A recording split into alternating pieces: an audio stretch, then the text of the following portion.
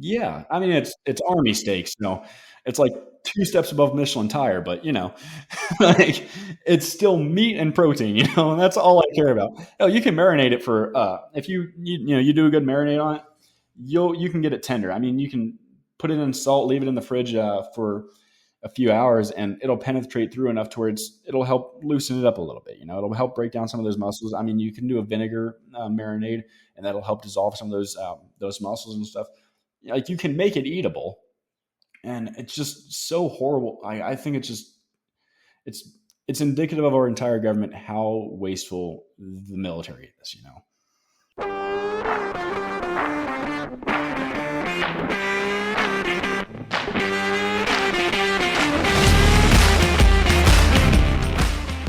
Welcome to How I Embraced the Suck, a podcast where you get to hear from veterans what life in the military is really like. I am your host, Walt, and before we start, you should know that I do not censor the show in any way. You have been warned.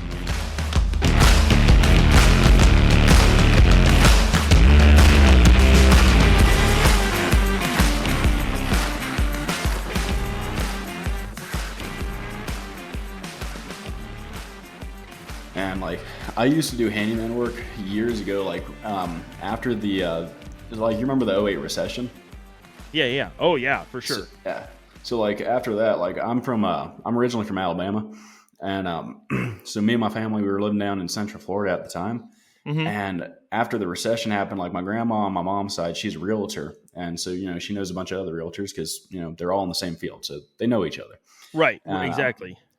So like after the recession happened, probably like a year or two into it is when we moved down there, and it was like there was so many people like losing their houses, and they were just leaving everything in the house, like just straight up abandoning every damn thing. Yep. And so banks, we were like, we need this stuff out so we can try to sell the house in this horrible market. And so like my grandma was like, the banks would talk to realtors and be like, hey, do you know anyone? And so she was just like, hey, go talk to my son-in-law. He can do that stuff. And so for like, it was probably like 3 years, damn near straight, we were just doing clean outs and Oh, wow. a few remodels here and there. Like the stuff we got, like we ended up having to buy a booth at the flea market to sell all the shit. Cause it was like, a lot of the stuff is still good, but like, we don't want to throw it away, and we're doing this for pretty cheap. So kind of let's bump up our profit margin here. So we set up like a thing at the flea market, and we were like every weekend we were there selling stuff, and then like during the week we'd be doing the jobs and all that. And like when people are getting kicked out of their house because they can't pay the mortgage, they tend to be a little bit angry. And so inside of the house, yeah, who would have guessed, right? So the inside of the house wouldn't always be the best, and we'd have to I found out that I really enjoy doing like drywall. That's the thing that we did the most, that I liked, that and copper plumbing. Usually I didn't fuck with the plumbing, but I liked fire, and I liked, putting the flux to it and doing all that stuff, soldering it. But like the drywall, there'd be holes in it because, dude's getting kicked out of his house, gets that eviction notice, and he's just mad. So he starts punching holes in the wall, going all Kyle on it. And like, I had so much fun with that stuff, but I forgot, like, cause I stopped doing that stuff in 2015 when I moved back up to Alabama and started going to college before I enlisted. And so I haven't done any of that stuff for like, from 2015 until this year. Right. So I'm like, I got this whole, like, when I started on this, I was like, oh yeah, I used to do this, will be no problem. I'll just knock it out on my own. NBD, Yeah. And I forgot how much work goes into this stuff. And so I'm here doing it. I'm like, oh God, I am like way out of practice on this shit. Like I used to be able to just like eyeball straight cut sections of drywall out to get to the studs and put a new one in. Right. Not anymore. Not that good at it anymore. Like I am filling gaps like like it's my job, Oh man. No kidding.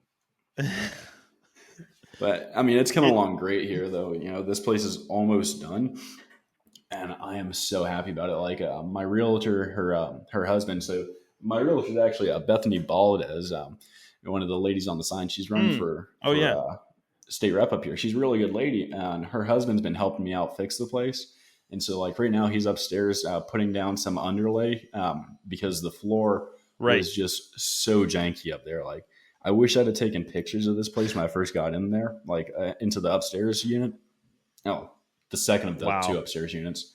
It was so bad. Like, there was still food like in the stove, like where they just left it when they left. There was plates full of food. Like, there was so much trash up there. It was just wild, man. Wow. That's a bummer. Yeah. I mean, you can kind of understand where they're coming from, but at the same time, it's like, I mean, come on, guys. Like, what, who's going to be affected by this? Nobody. Yeah. And I mean, these people, like, really it was their own fault, like, I can understand you're mad if you're getting evicted, but these people were getting evicted because they hadn't paid the rent in like 2 months. And it's like, at a certain point, that's your fault, like, yeah. I get it. Financial hardships come, but if you just decide for 2 months not to pay the rent, which is from what I gather, what happened here, like, that's on you, like, right. Don't be destroying stuff because you're angry, like you made your bed, now lay in it, Right. I took my groceries out of the grocery store and they stopped me from leaving without paying. So I'm going to throw them on the ground. It's like, well, there's like an implied agreement at best.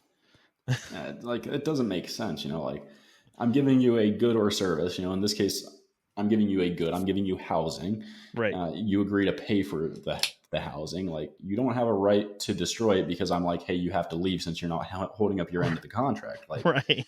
Like, sorry, this is not the Soviet Union. You don't get to just live wherever you want, and no one can tell you otherwise unless they happen to be a state official. Like, right. I own this place. You're getting out. Bye. Right. Oh. Well, yeah. Yeah. Well, what an intro. Completely unrated to military. Today we 100%. Today we got Brandon, who used to pretend to be a bad guy, and then rode horses and got paid for it. Yeah, that was a pretty cool job. Honestly, like, that was my favorite job I've ever had. The getting paid to ride horses, best thing I've ever done in my life. Yeah, I actually looked up some pictures, and did you have like period costumes or something? Yeah, some of the pictures. We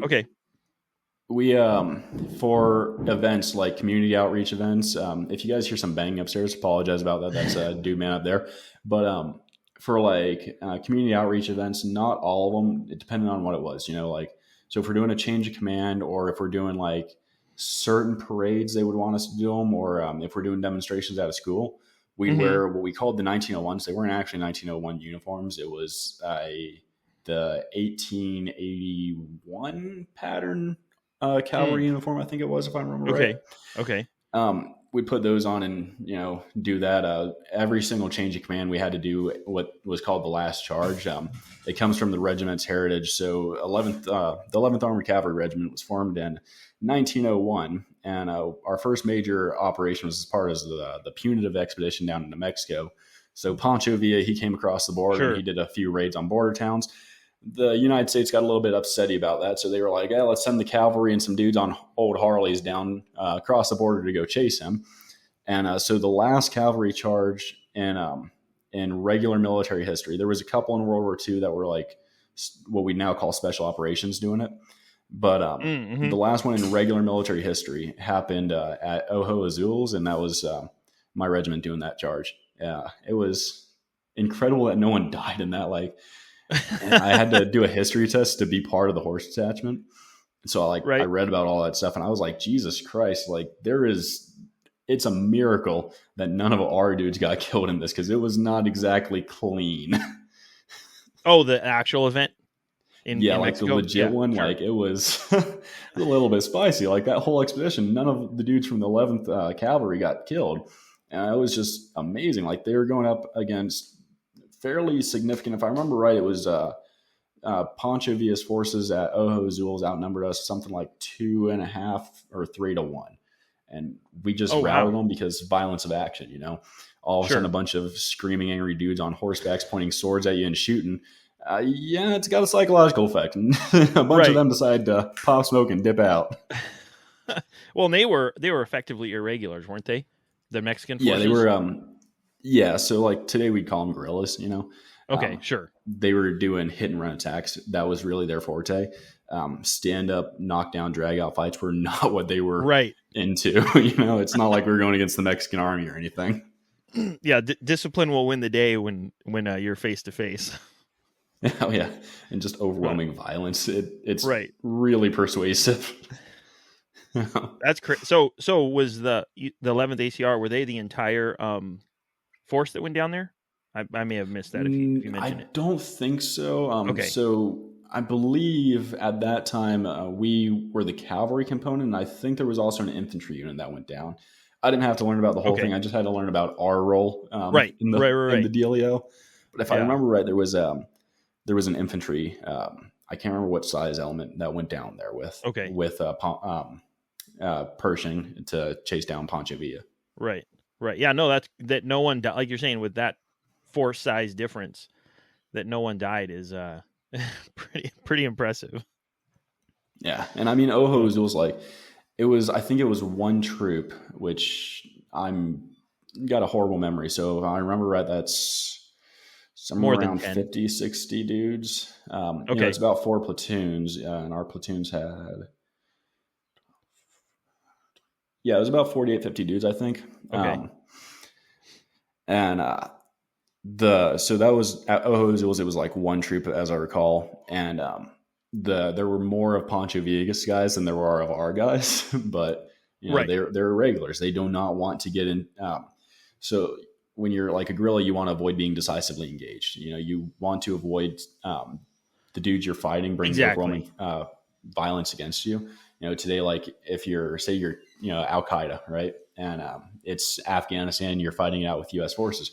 You'll stay there and fight, but as soon as you hear like the whine of A-10's engines, you're popping smoke because you're about to get killed, like 100% guaranteed.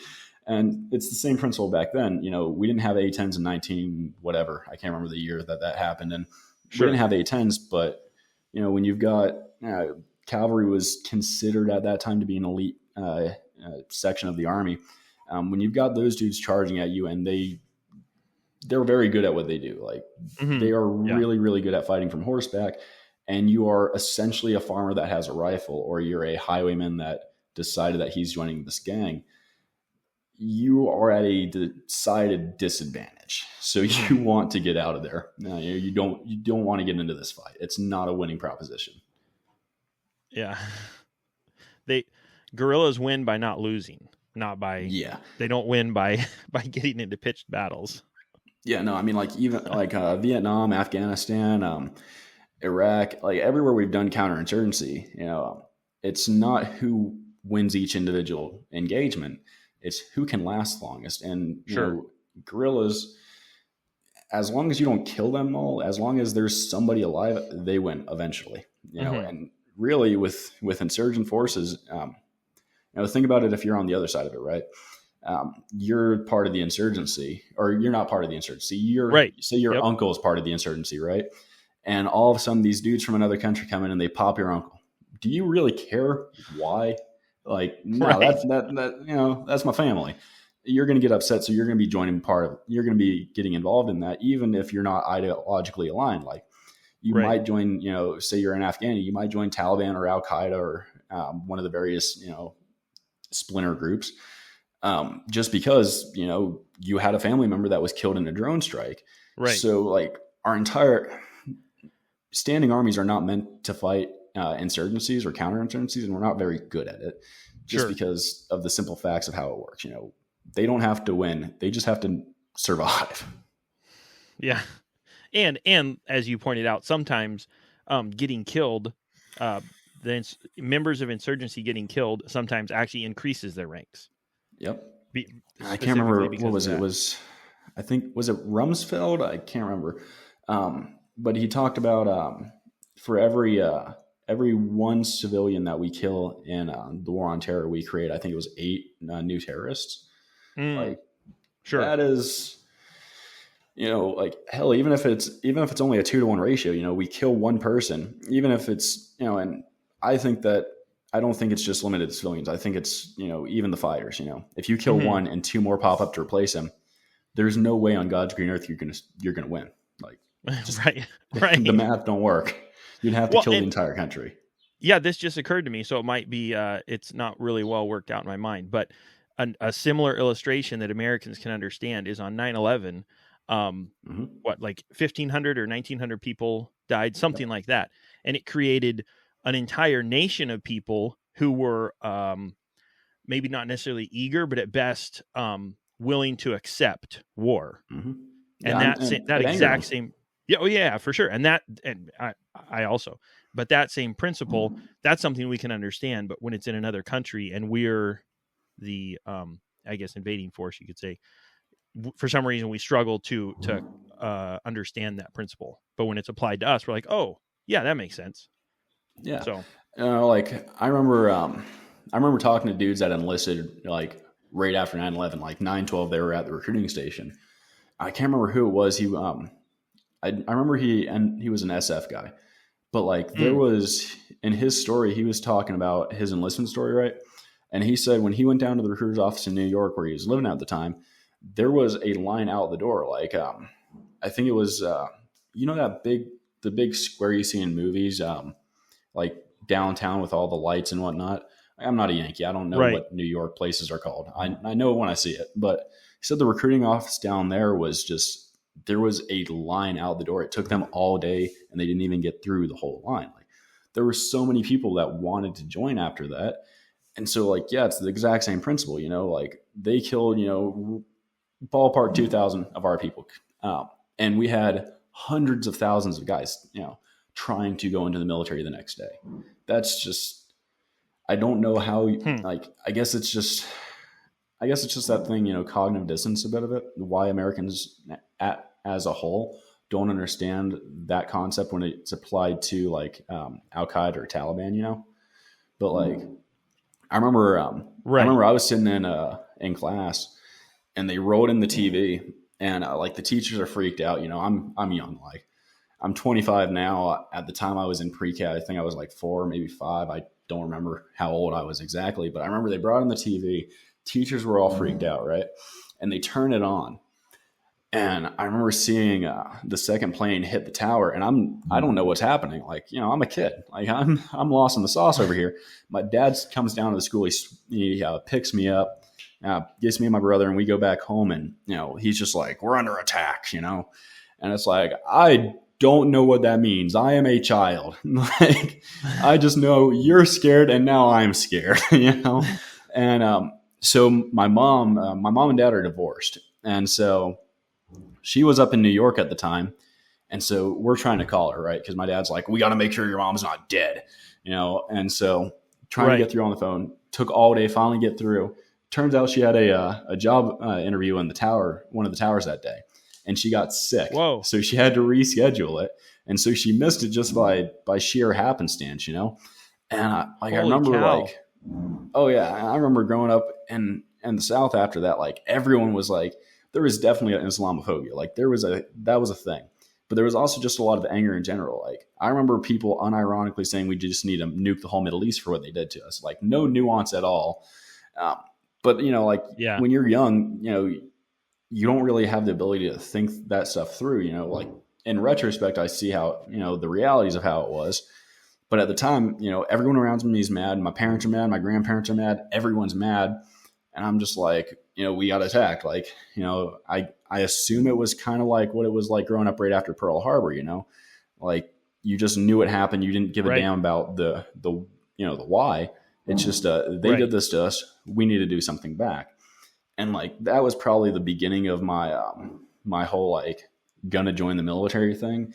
And, like my whole family, except for my dad was in the military. Me and my uncle were the only ones in the Army. The rest of the family was Marines. But so like I remember growing up listening to stories from my grandpa about his time in the Marine Corps, and we had one of my great uncles. He was a tail gunner on the Flying Fortress during World War II, and I heard B-17. Yeah, that's it. You're breaking up You're breaking up a smidge. Am I coming through clear? Yeah, you're coming through. Yeah, you're coming through perfect. The audio should be okay because it records locally. Would you want to try on the bottom left? You can mute your video screen. See that button? That Okay, how about now? you're coming through great. How am I? Huh? Yeah, you're coming in real choppy. Weird. Sometimes it's like recording or internet capability or something, but I don't know exactly what it is. Yeah, I mean, I'm in rural Wyoming, so there's a definite chance that it's okay. Yeah, that it's just the internet is terrible because Spectrum. Okay. Let's see. Hold on, let me try something real quick. Because I'm also downloading like 1 million files for work right now, so that might also be taking up some of my bandwidth. Sure. Yeah. No sweat. I mean, like I say, it records locally. Yeah, your video's back up. It records locally, so I'm sure the audio will be fine. But how's it sound now? A little bit better? That's a little better. For a bit, I was kind of hunting and pecking at what you were saying, but excuse me. Okay. But yeah, that's quite a bit better. Okay, yeah. So I just paused all the files that I was downloading. We're doing this big transfer from all of our like our Google Drive. We're taking it all out of the Google Drive, and we're repackaging it into a new thing to go back into the Google Drive. And it had to be done in just the most annoying way possible, you know? Sure. Yeah. Here, let me, it's kind of choppy still. I'm going to stop the recording and make a new one and see what that does. If you don't mind. Give me, I still got a few downloading. I didn't even see. Let's see if this will. So I'll just hit stop and then start a new recording. Sounds good. Of what you were saying earlier was choppy, but because it's locally recorded, I'm pretty sure I downloaded it. I'm pretty sure it will be quite usable. Good to go. So, all right. So, sorry about that. That was no problem. Yeah, no problem.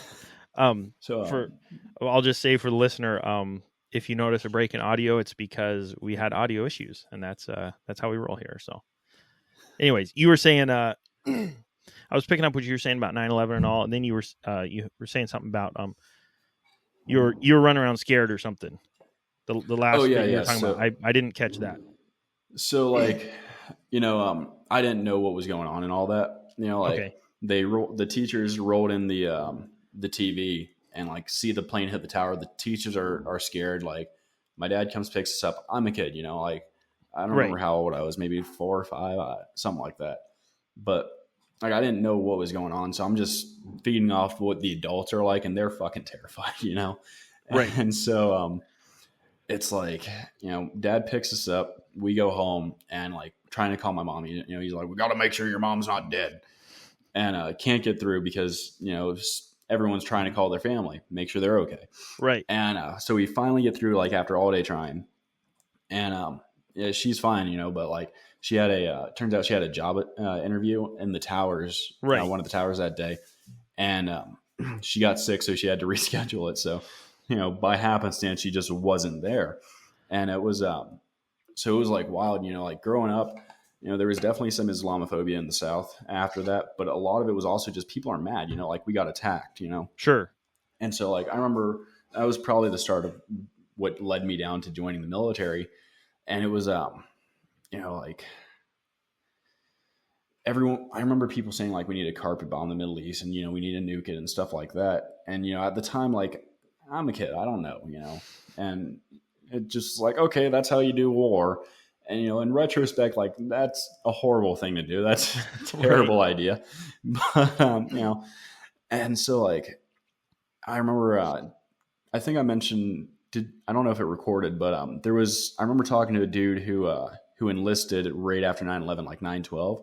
He was like an SF guy. And, that down in New York, the big, it's in the movies, with all the screens and the roads and all that stuff.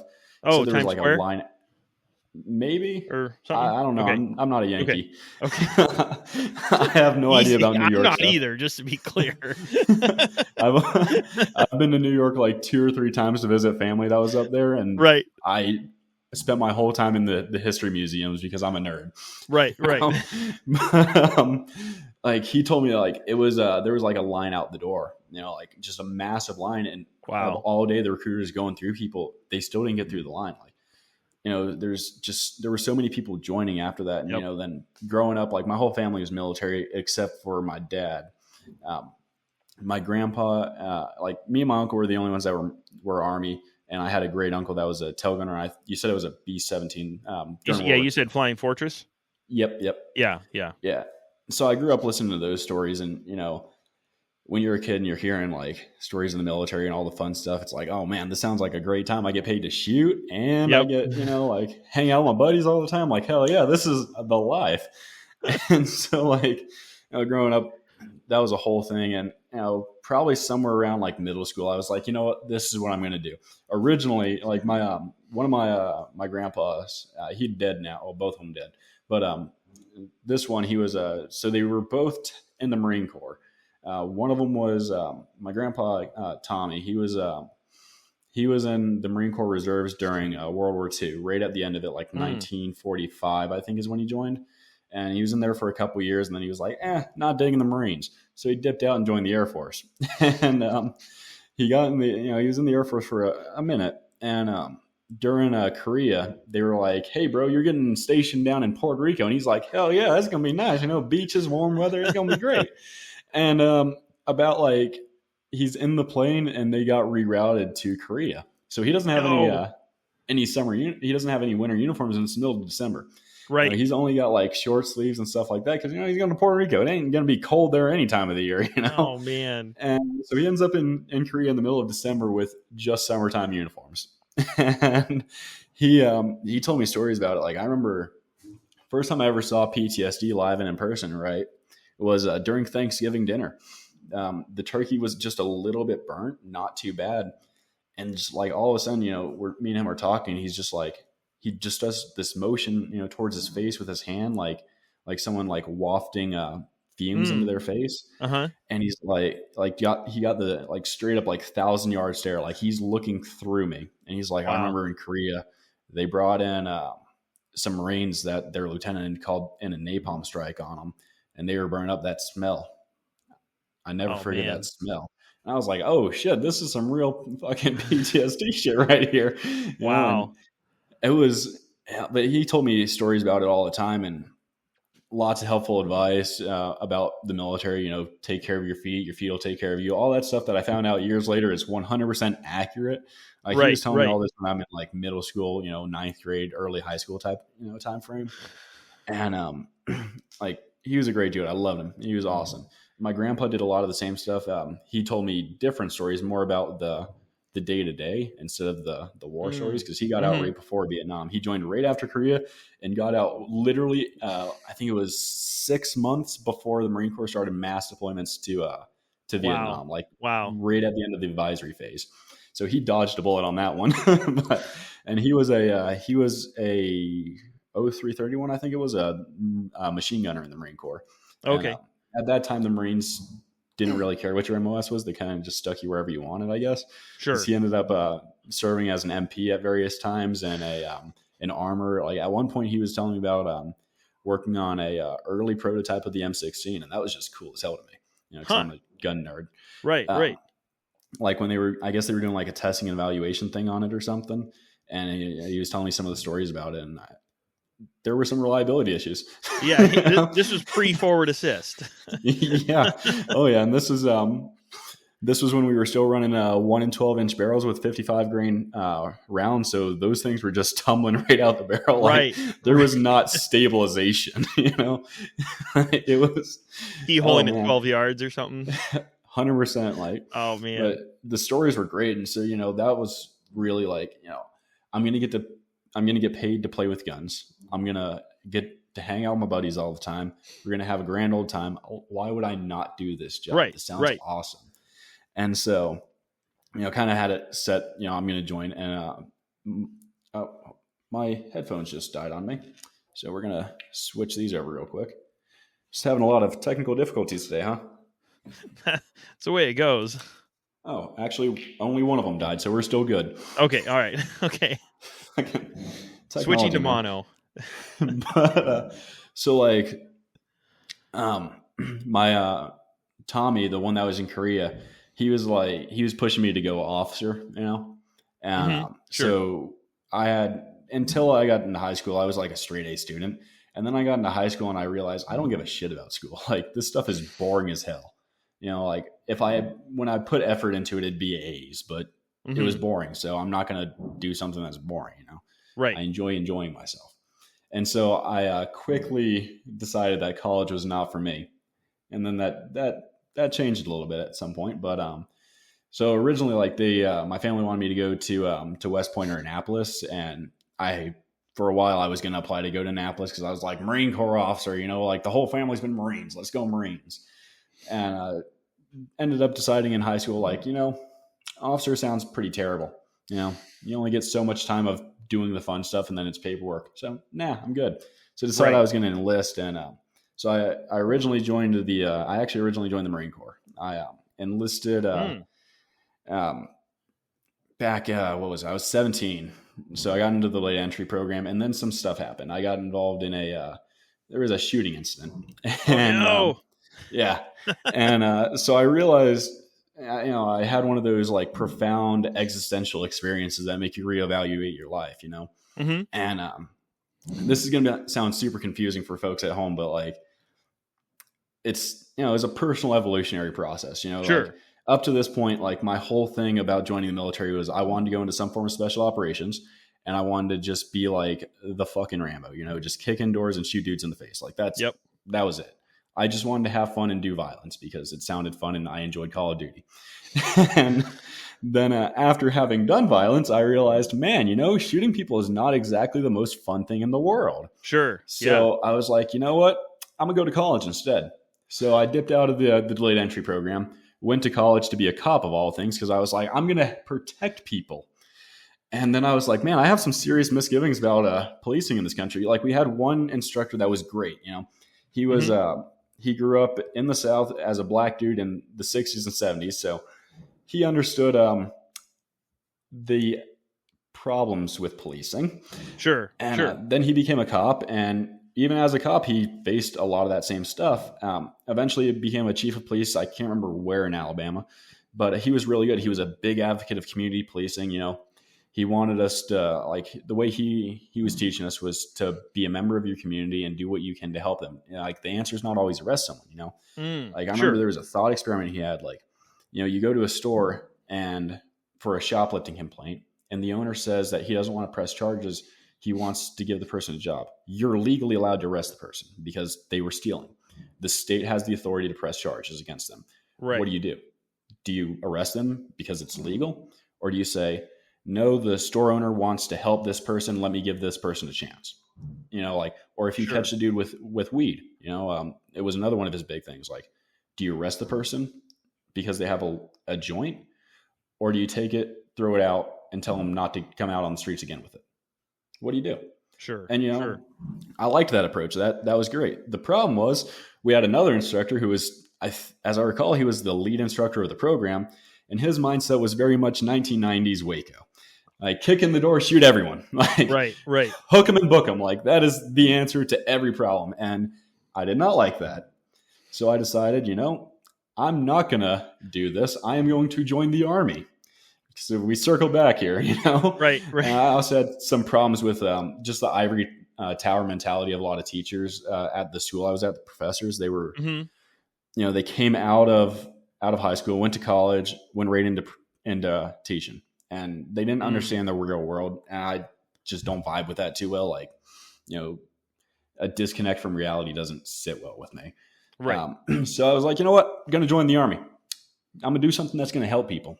So me being young and idealistic was like, I'm going to go into special forces because I want to teach the guys over there how to fight for themselves. So we don't have to go over there and do it for them. Sure. Because, I'm young and idealistic, and that's how I thought the world worked, and it's not. But 1964 Vietnam. Yeah. Like, legitimately thought it was going to be like Vietnam, like set up an A camp and just like, train the mountain yards to go fight the Viet Cong. And turns out we ended up having a little more in common with Vietnam than we would have liked. Right. But like, I mean, there was literally a helicopter taking off just like in Saigon. Like, come on, guys. Like, who was the director of this? Did you guys have like Spielberg out here for this one? Right. So decide I'm going to go SF. So I go into hit up the recruiter's office. Actually, so I decided I was going to go special operations of some form. I hadn't yet decided that I was going special forces. So I go to the recruiter's office, and I'm thinking of my dead grandpa, Tommy. And I'm like, he said Air Force. Air Force has TAC-Ps. TAC-Ps are pretty cool. Why not try that? So I knock on the Air Force door. Some lady walks in and goes, they're out at lunch. And I was like, oh, okay. So I knock on the Army's door. And she's like, they're out to lunch too. And I was like, all right. Well, I'm going to sit on this curb. Whoever shows up first, they get a contract. The Army showed up first. And so I was like, okay, special forces. That's what I want to do. So, I'd already taken the ASVAB. It was just past like the expiration time for it. So I had to take it again. I don't think they made me take like the little practice one they do in the office. I don't think they did. They might have.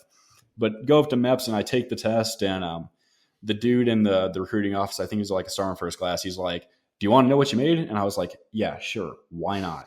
And he's like, he looks at the screen. He looks at me. He looks at the screen. Looks at me. Looks at the screen. Looks at me. And he goes, what do you want to do? And I was like, the fuck do you mean? What do I want to do? He was like, dude, you can do anything you want in the Army. I was like, the fuck do you mean I can do anything I want? And he turns the computer around. And he's like, look at your scores. You have literally every job in the Army. And I was like, oh, cool. Special forces. And he's like, we can make that happen. So, get the contract and all that. And he's like, oh, wait, we need you to do an airborne physical. I was like, oh, yeah, no problem. Hold my nose, blow, ears pop, all good. Turns out, no, not all good. So I go down to the doctor who does the airborne physicals, and I do the pinch the nose blow thing. And I don't know how hard to blow. No one's explained this to me. I'm just like, yeah, you just blow a little bit and your ears just, It turns out, no, you actually have to like put some effort into it. And so my ears don't pop because I don't know how hard I'm supposed to be blowing. So I'm just doing it till it's like a light bit of pressure inside my head. And the doctor looks at me and he goes, enjoy the infantry. And I look back at him. I went, oh, shit. And, not too long after that, I was on a bus to Fort Benning, Georgia, which ironically was further away from the MEPS station that I went to than from my actual house. Like, it took us an hour and a half to drive from MEPS to Benning, but it took me 45 minutes to go from my house to Benning. Right, right. That's government efficiency for you right there. Right. And so, get up there and go through infantry OSA. And honestly, the whole time, like, I remember like my uncle on my dad's side, he was the one that was also Army, not the great uncle that from World War II, the more recent. Okay. That he was 1st Battalion, 75th Ranger Regiment back in the 70s. And so like I'd heard his stories too about infantry training back then when it was basic, and then you went to AIT, and about RIP and all that. And like I remember like when I told him that I had a contract that I was going into the infantry, he was like, when you get there, go Ranger. And I was like, yeah, why not? Fuck it. If I'm going to do this, might as well go big, And so there's a trend here of me being stupid. So just not saying that going into the Rangers is stupid, but you're going to understand later because I trusted somebody that I shouldn't have trusted. And it wasn't my uncle. We're going to get to that part of the story. Okay. So, get those. And the whole time, like, writing letters back home and all that. And my uncle told me, like, he was like, it's going to be the hardest thing you ever done.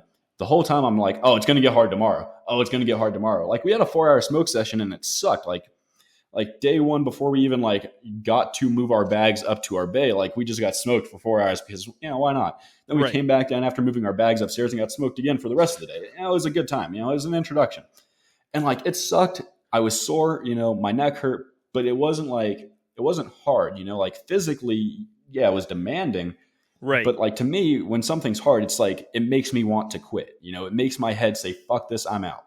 Mm-hmm. And I never got to that point. It was just like, I went in OSA, I went to muscle failure a number of times, like there was more than once to where my body was just like, okay, you have done enough exercise that we are not doing this anymore.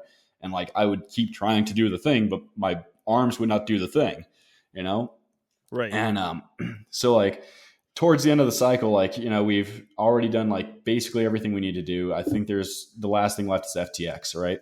And so they're like, everyone who shot 40 or has a 300 PT score, come into the drill sergeant's office. So I roll in there, sitting there at parade rest, and they're like, who wants to go Ranger? And I was like, yo, threw my hand up like right away. Like I had my hand in there before anyone else. And they're like, you didn't score a 300. And I was like, nah, but I shot a 40.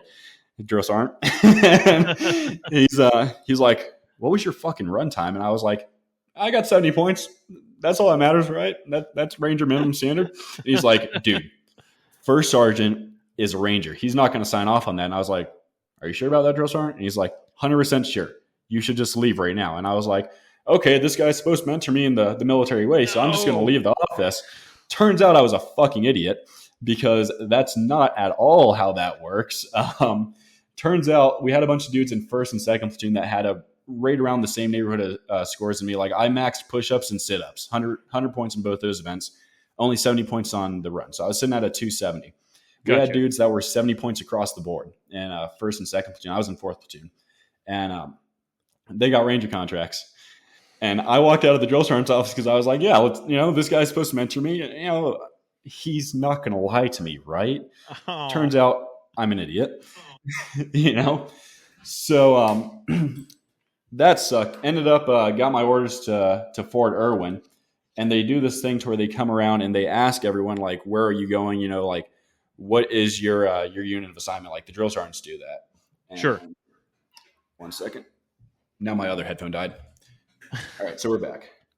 So, they come around and they're doing that thing. And I'm like, Fort Irwin, drill sergeant, I don't know nothing about it. I've never heard of this place in my life. Like I knew like Benning, Bragg, the Stewart, the big bases, people want to go to, Holton Foltz, not Holton Foltz, but is it Holton Foltz? One over in Germany that everyone wants to go to. Oh, okay. These are the only ones I know. I know that we have a place in Italy too. Never heard of Irwin. Didn't know we had a base in California. Thought that was just the Marine Corps. Turns out, no, we do too. Technically, I actually think we have two. We have a D-Lab, the Defense Language Aptitude thing over at Monterey.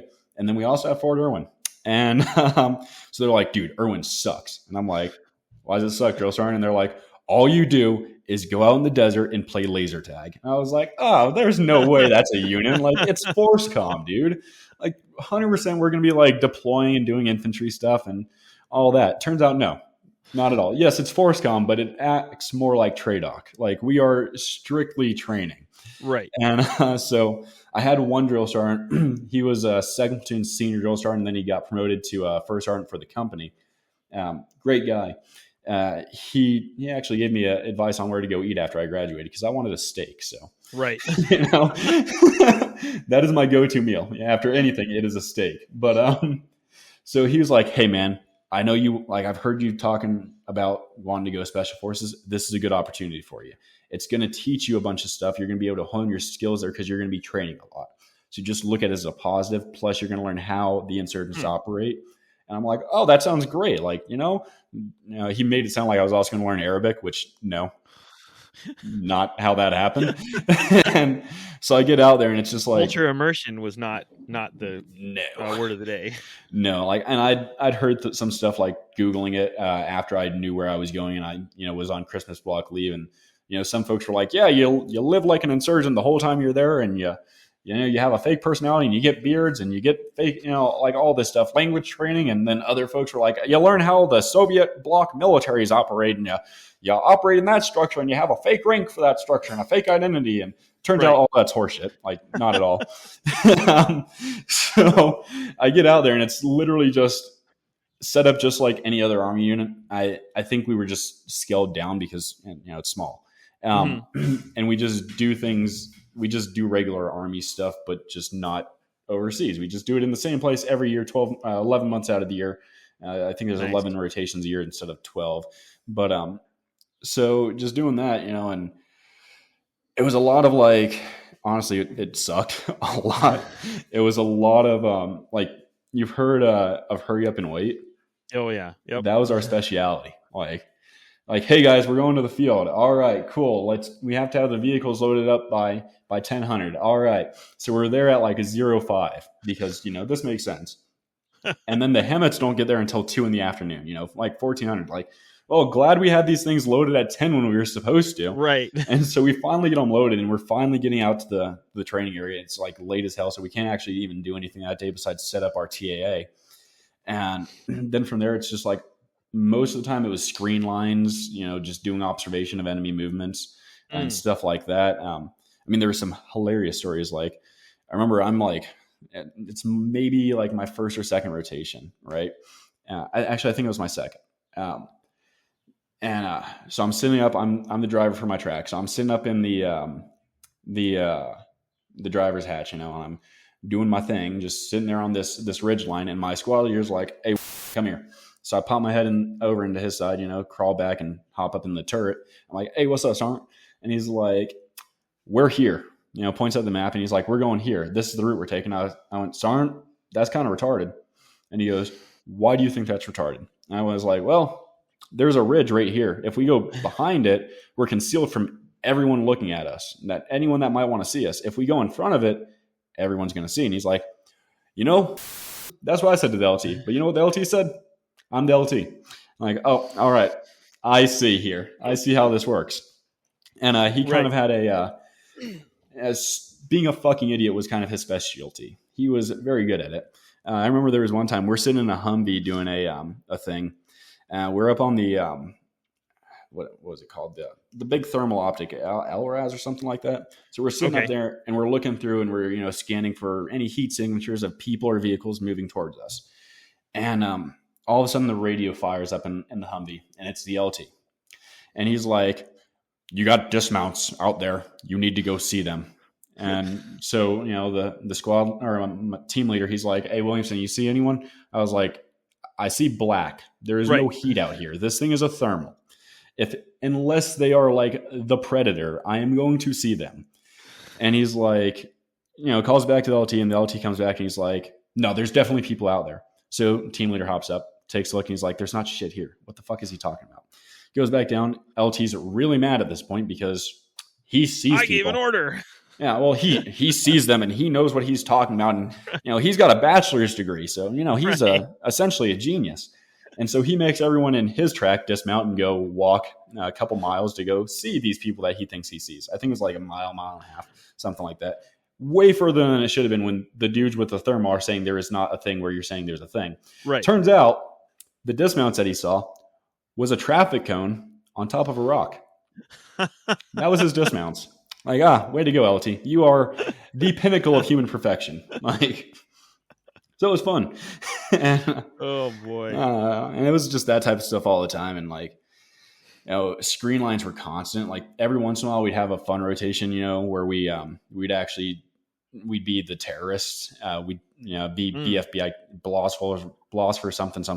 I don't remember what the acronym stands for, but that was fun as hell. Like we'd roll around and we'd pull target coordinates all day. And then at night, like if we're mobile BFB, if we're stationary, we'd occupy a town and fight for that town.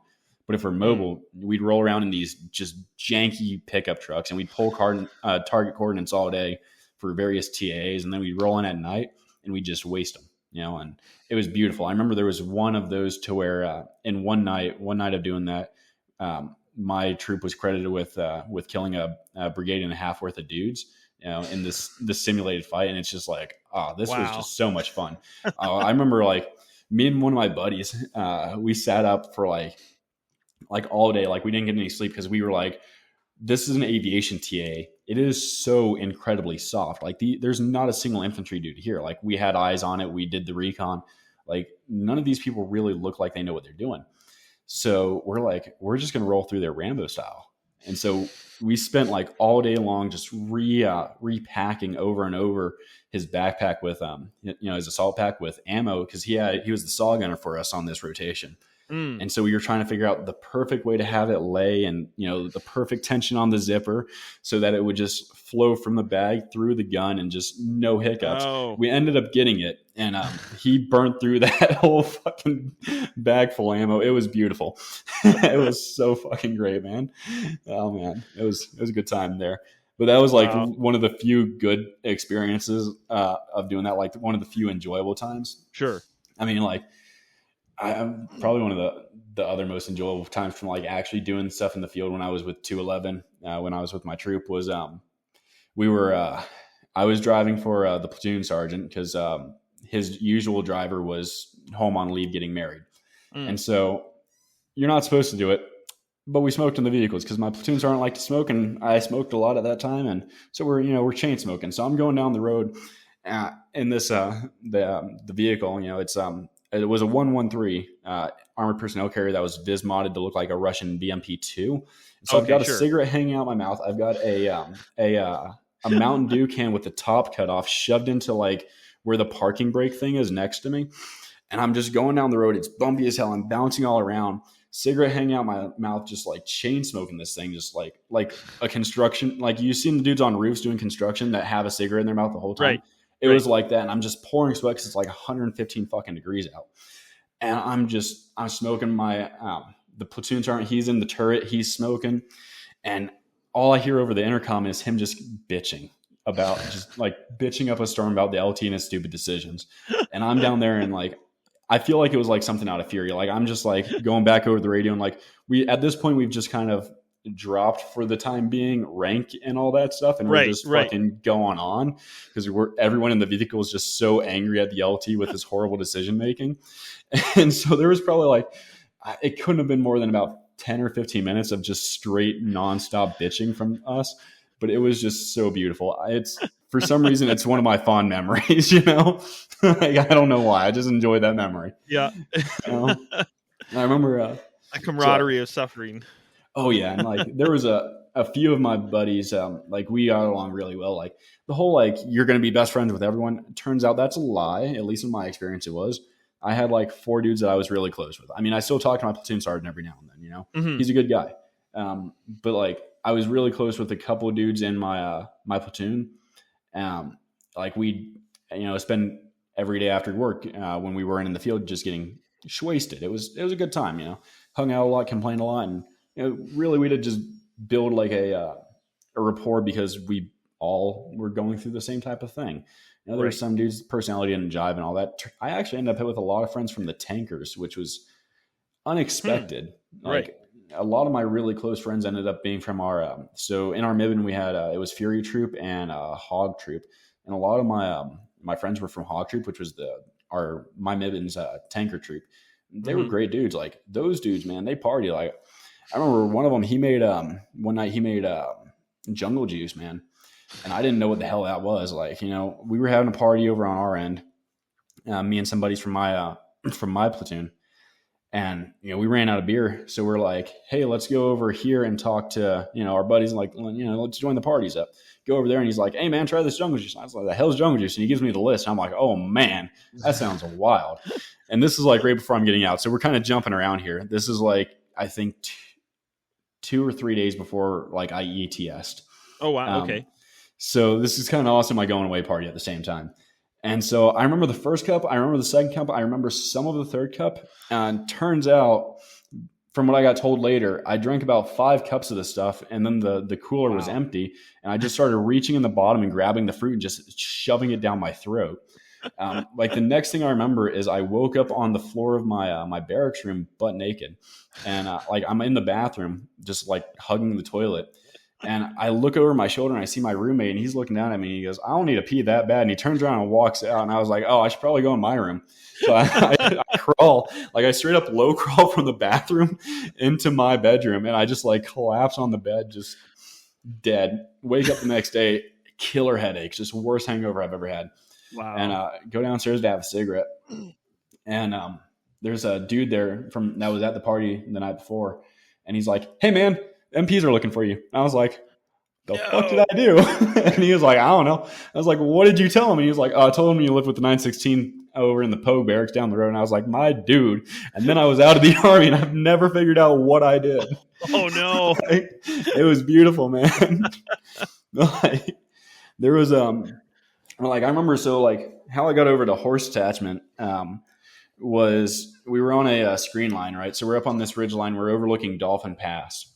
Okay. And, you know, the desert gets these like super strong gusts of wind, like just ridiculously powerful. And so I'm up on the top of the vehicle, pulling the camo net over. And as I take a step to go around the turret to, you know, finish pulling it, a gust of wind just hits me. Like, it was living in Wyoming. I now know I can judge roughly how fast a wind is by how hard it hits me. This is probably around the 40 mile an hour range. And I'm on one foot on the edge of a turret with like half my foot on the actual vehicle. So it hits me, picks me up, and it's like, you remember those videos from like early Iraq where dudes are like tying ponchos to themselves and jumping in the air and getting airborne? Sure. So it's like that. And it just picked me up, lifted me through the air, and then dropped me. And I ended up going straight onto my back onto a pile of rocks. Ooh. And, the military is great with medicine. And I say that with absolutely zero sarcasm.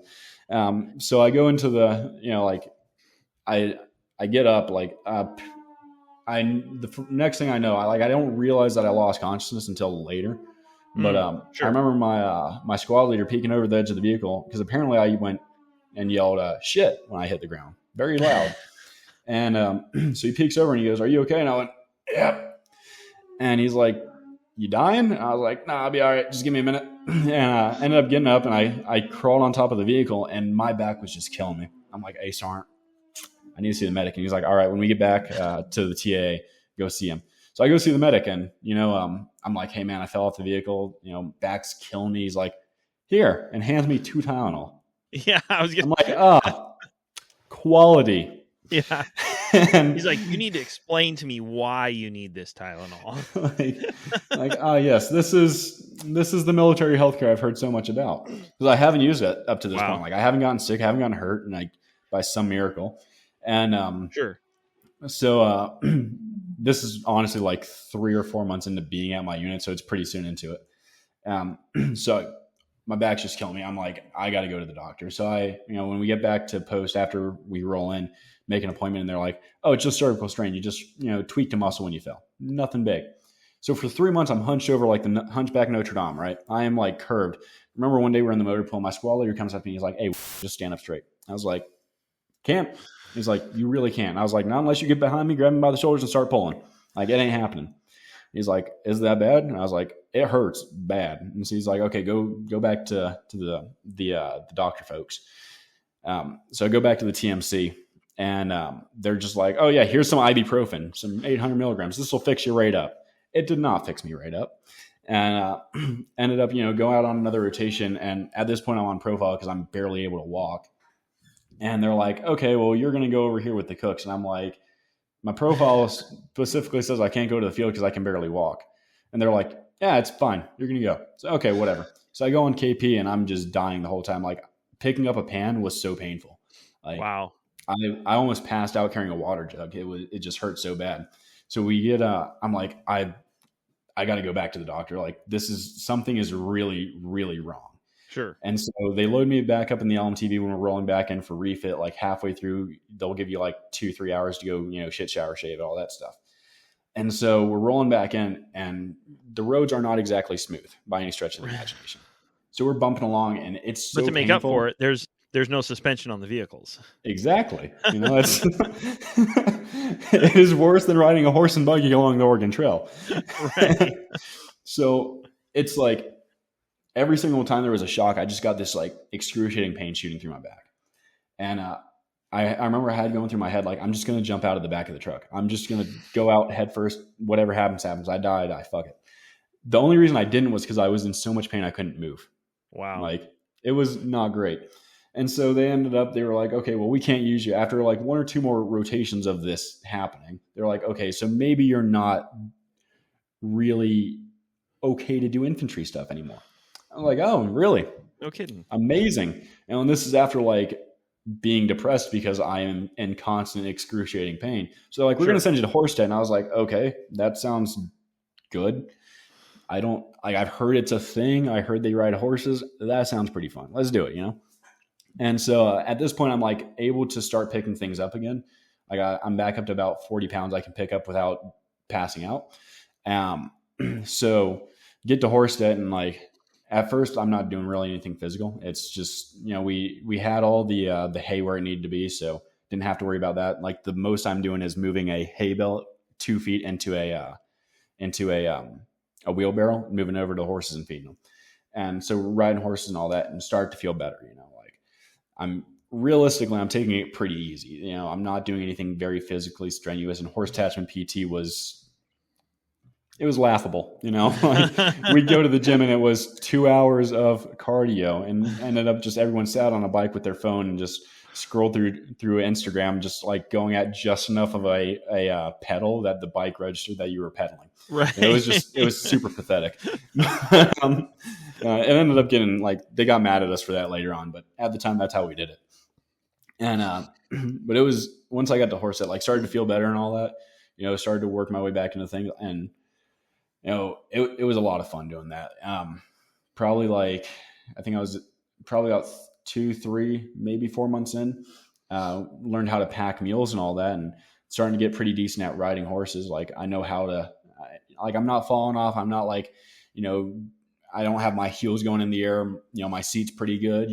Horse starts just doing something squirrely, I handle it no problem. Start packing mules and all that, and we go up to the Sierra Nevada mountains, and we ride through those mountains, right, for like 5 days, and that was just the most enjoyable time of my life. Like, if right now somebody called me up and was like, "Hey, I'm going to pay you $60,000, or hell, if they said $50,000 to just ride horses every day, 100%, I am calling up my boss. I'm like, "Hey, bro, I ain't coming back to work tomorrow. Sorry." Like, it's happening. It was the best job I've ever had. I loved it. Wow.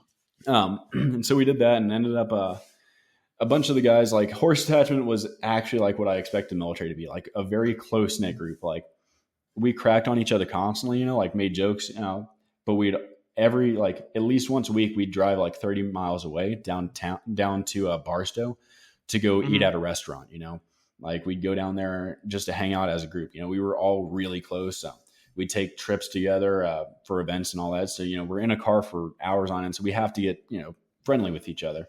And I got to see some really cool stuff up there, man. Like, we got to go to Mesquite, Arizona, or Mesquite, Nevada. I mean, to Sergeant, he was the NCOIC. We had to go up there to do a demonstration at his hometown's elementary school for the kids. Huh. And his parents made tacos for us, because they're like old Spanish ranchers. Like, when the vaqueros first became a thing here, like when Mexican and Spanish settlers moved up into the American Southwest and started ranching, his family was like some of those original vaqueros. Huh. Wow. Though it was the best carne asada I've had in my life. Like, amazing. Just blew my mind. And like, so like during, like, for those events, like when we were out of town for them, I'm sure the Army doesn't want me saying this, but we do the event in the daytime, and then in the evening, like right when we got done, we go to the Walmart in the trucks. Like, after we drop the horses, fed and watered them, we go to the Walmart in the truck, and we'd load up on beer and various forms of alcohol, and we just hang out and party. It was a damn good experience. Like, I remember when we went to do that, it was before dinner at Sergeant Baez's house, right? So I saw this big cactus onesie in the Walmart, and I'm like, oh man. And it had like a little fake cowboy hat on it, and it had a holster for you to put your beer in. I was like, I'm buying this. I'm wearing it to dinner tonight. And so like I put it on in the store, and we send a picture to him, and he's like, if you wear that, I will actually kill you. You will no longer work here. And I was like, shit, I enjoy this job too much. So I didn't wear it. And I get there, and as soon as we get to his house, I walk inside, and he goes, oh, you decided not to wear your fucking onesie, did you? And I was like, I like this job a little bit too much for that. It was just so much fun, man. And we did like, we opened up for rodeos, and we do all the change commands on posts and, community outreach stuff. But what I really loved doing was and we also did competitions, like we do regional cavalry comp and national cavalry comp. But really what I loved was the mule stuff, like the packing. That was just the most fun. Every once in a while, some special operations unit would come up, and they'd want to get trained on it for a deployment. And so ended up after a couple of guys left, it was me, and there was this NCO. He was the mule team leader for a while, and then he left, went to a different duty station, and it was just me that knew how to do mule stuff. So I became de facto mule team leader of one. And then more dudes started coming to the detachment. Like, we replaced those dudes, and they were like, we need more guys on the mules. So they sent, like, at one point it was me and like 2 or 3 other guys. And I was de facto in charge of that. I was the mule team leader because I was the only one that really knew what I was doing. And it stayed that way until I left. And then one of the NCOs that got put on the mule team with me, I was teaching him how to do everything along with the other guys.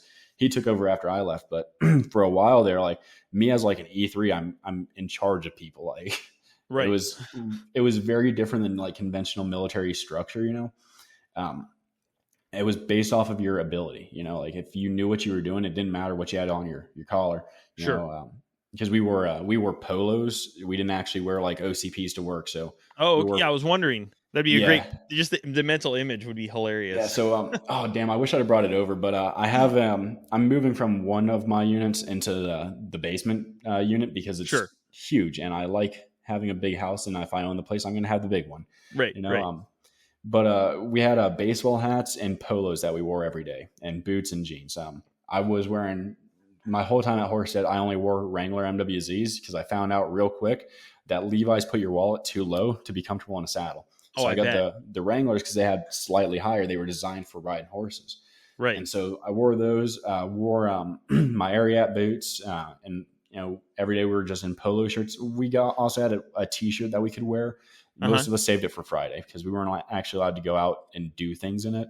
So we'd wear it, and then we just, usually we'd get off a little bit early on Fridays. So we'd skip lunch and just go out, on the week, go out for an early weekend. But in the polos, we wore the rank oh no, it was actually on the hat we put the rank. It was on the baseball hat. But I've got my baseball hat. We ended up at one point, we private purchased a bunch of them because a bunch of us didn't want to wear the black ones because it's the desert and black is hot. Yep. And so we private purchased a bunch of tan ones that we started wearing. I've got it over in the other unit still. But that's awesome.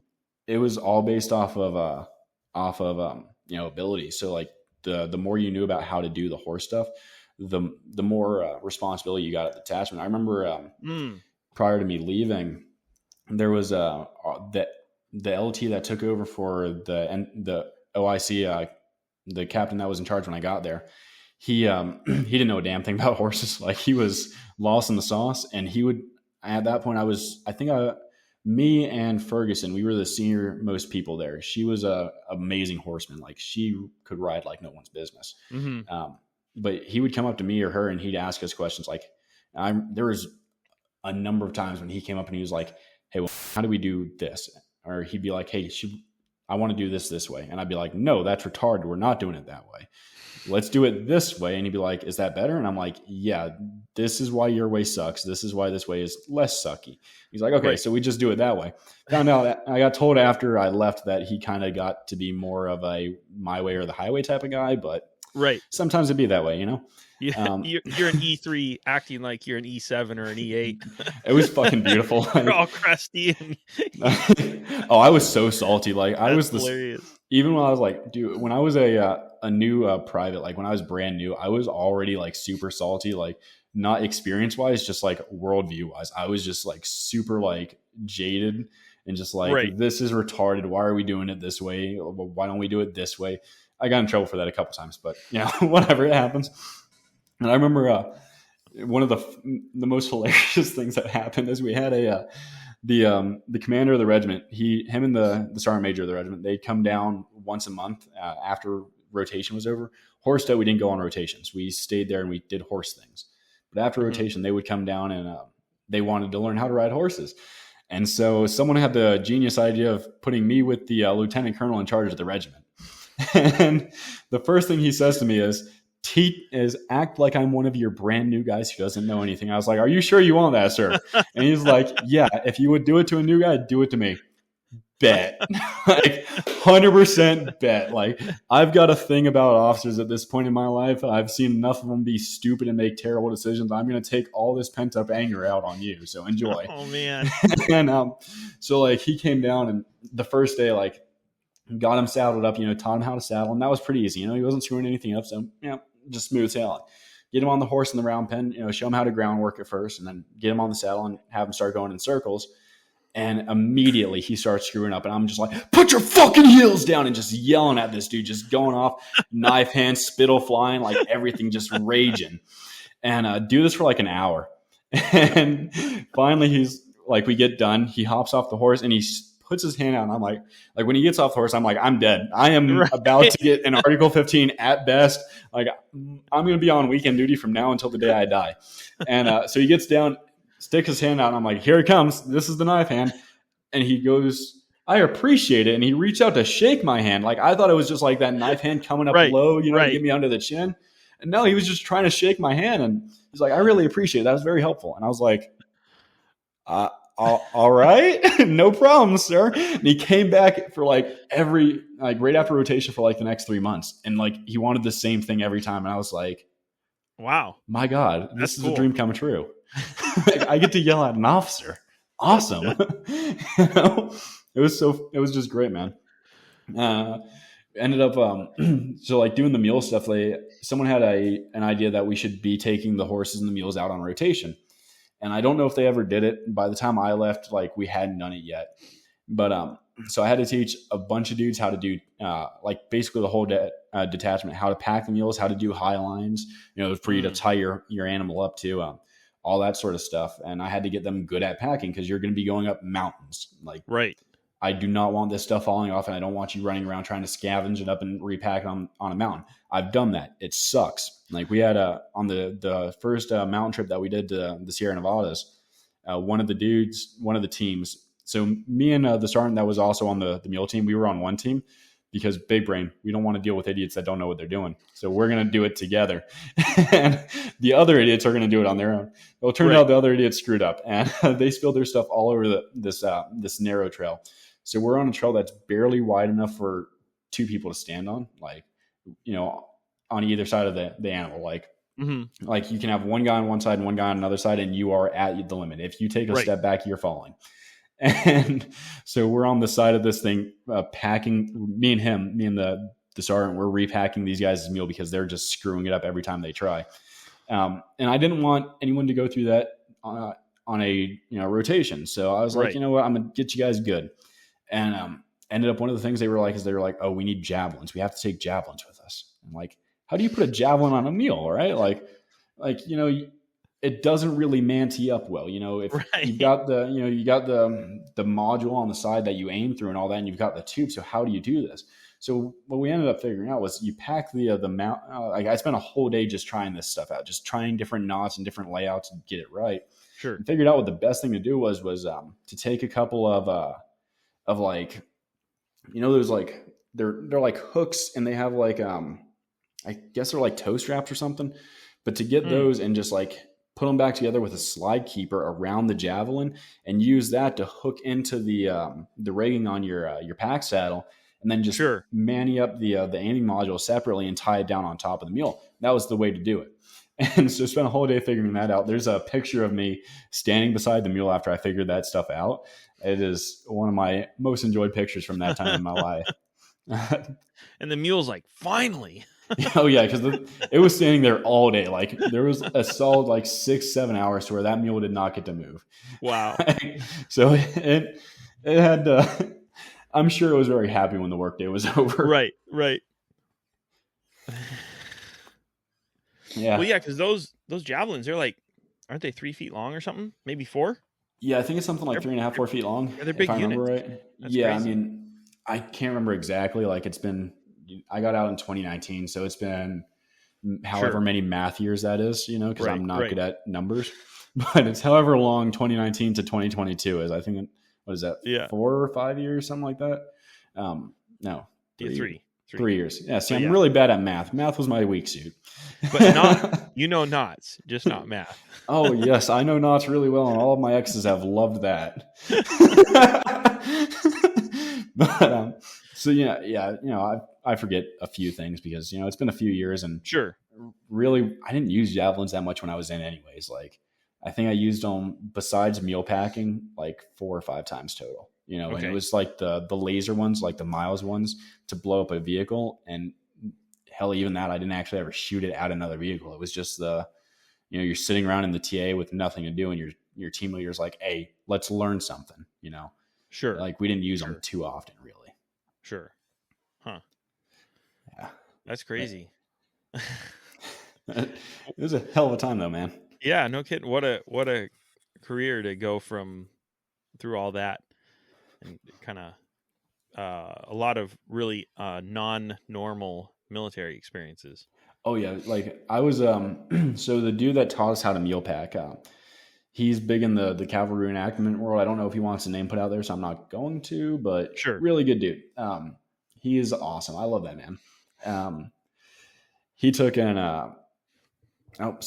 brain did a thing. So one of my things is I have head injury because of fall. So sometimes I forget things. Can you remind me what you're talking about the dude that is in cavalry reenactment? Yeah. What did you say right before I started on that line of thought? I don't even have a head injury as an Oh, excuse. man. Oh yeah, that's right. I The remember. unique stuff he did. Yep. Yeah. Yeah. So I remember. So like every country that has mountainous terrain, they have some form of mounted unit for combat operations. Because you have to. Sometimes mountains are too steep to move vehicles up. The only way to get supplies up them is Right. with helicopters or aircraft of some form or fashion.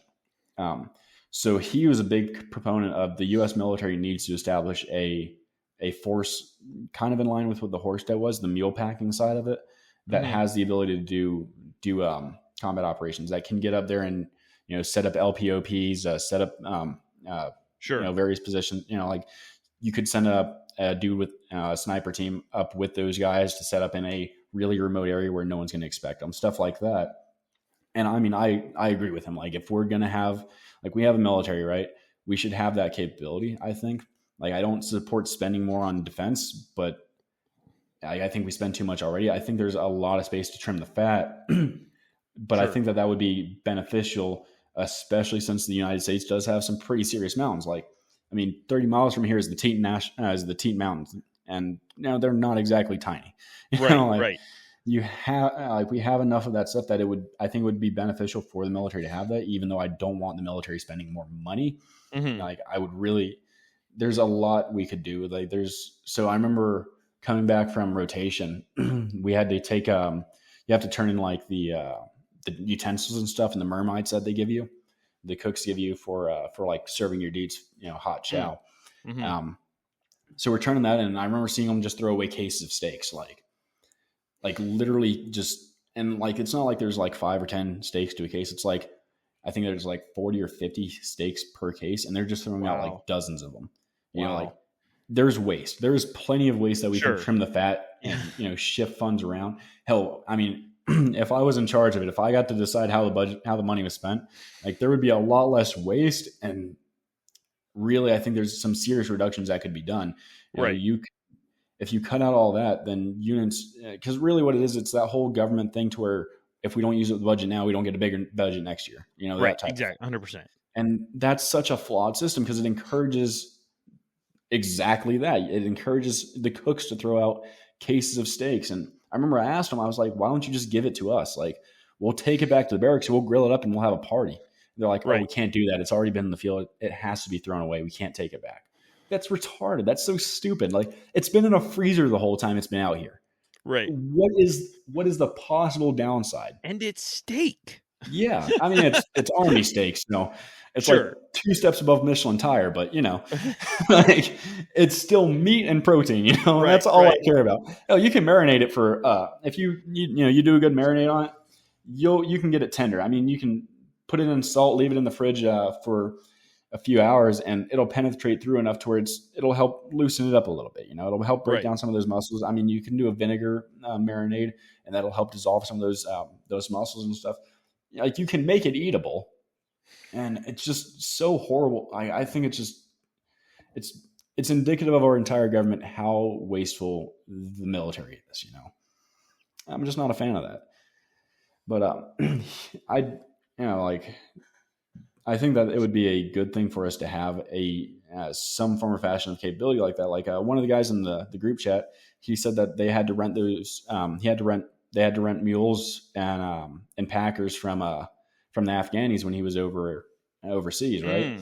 And so why would we want to pay? Like, I understand, like, you can make an argument for it benefits local economy and all that, but I've seen how government contractors work. Like, we had a dude, he lost his contract because he was overcharging us for horses.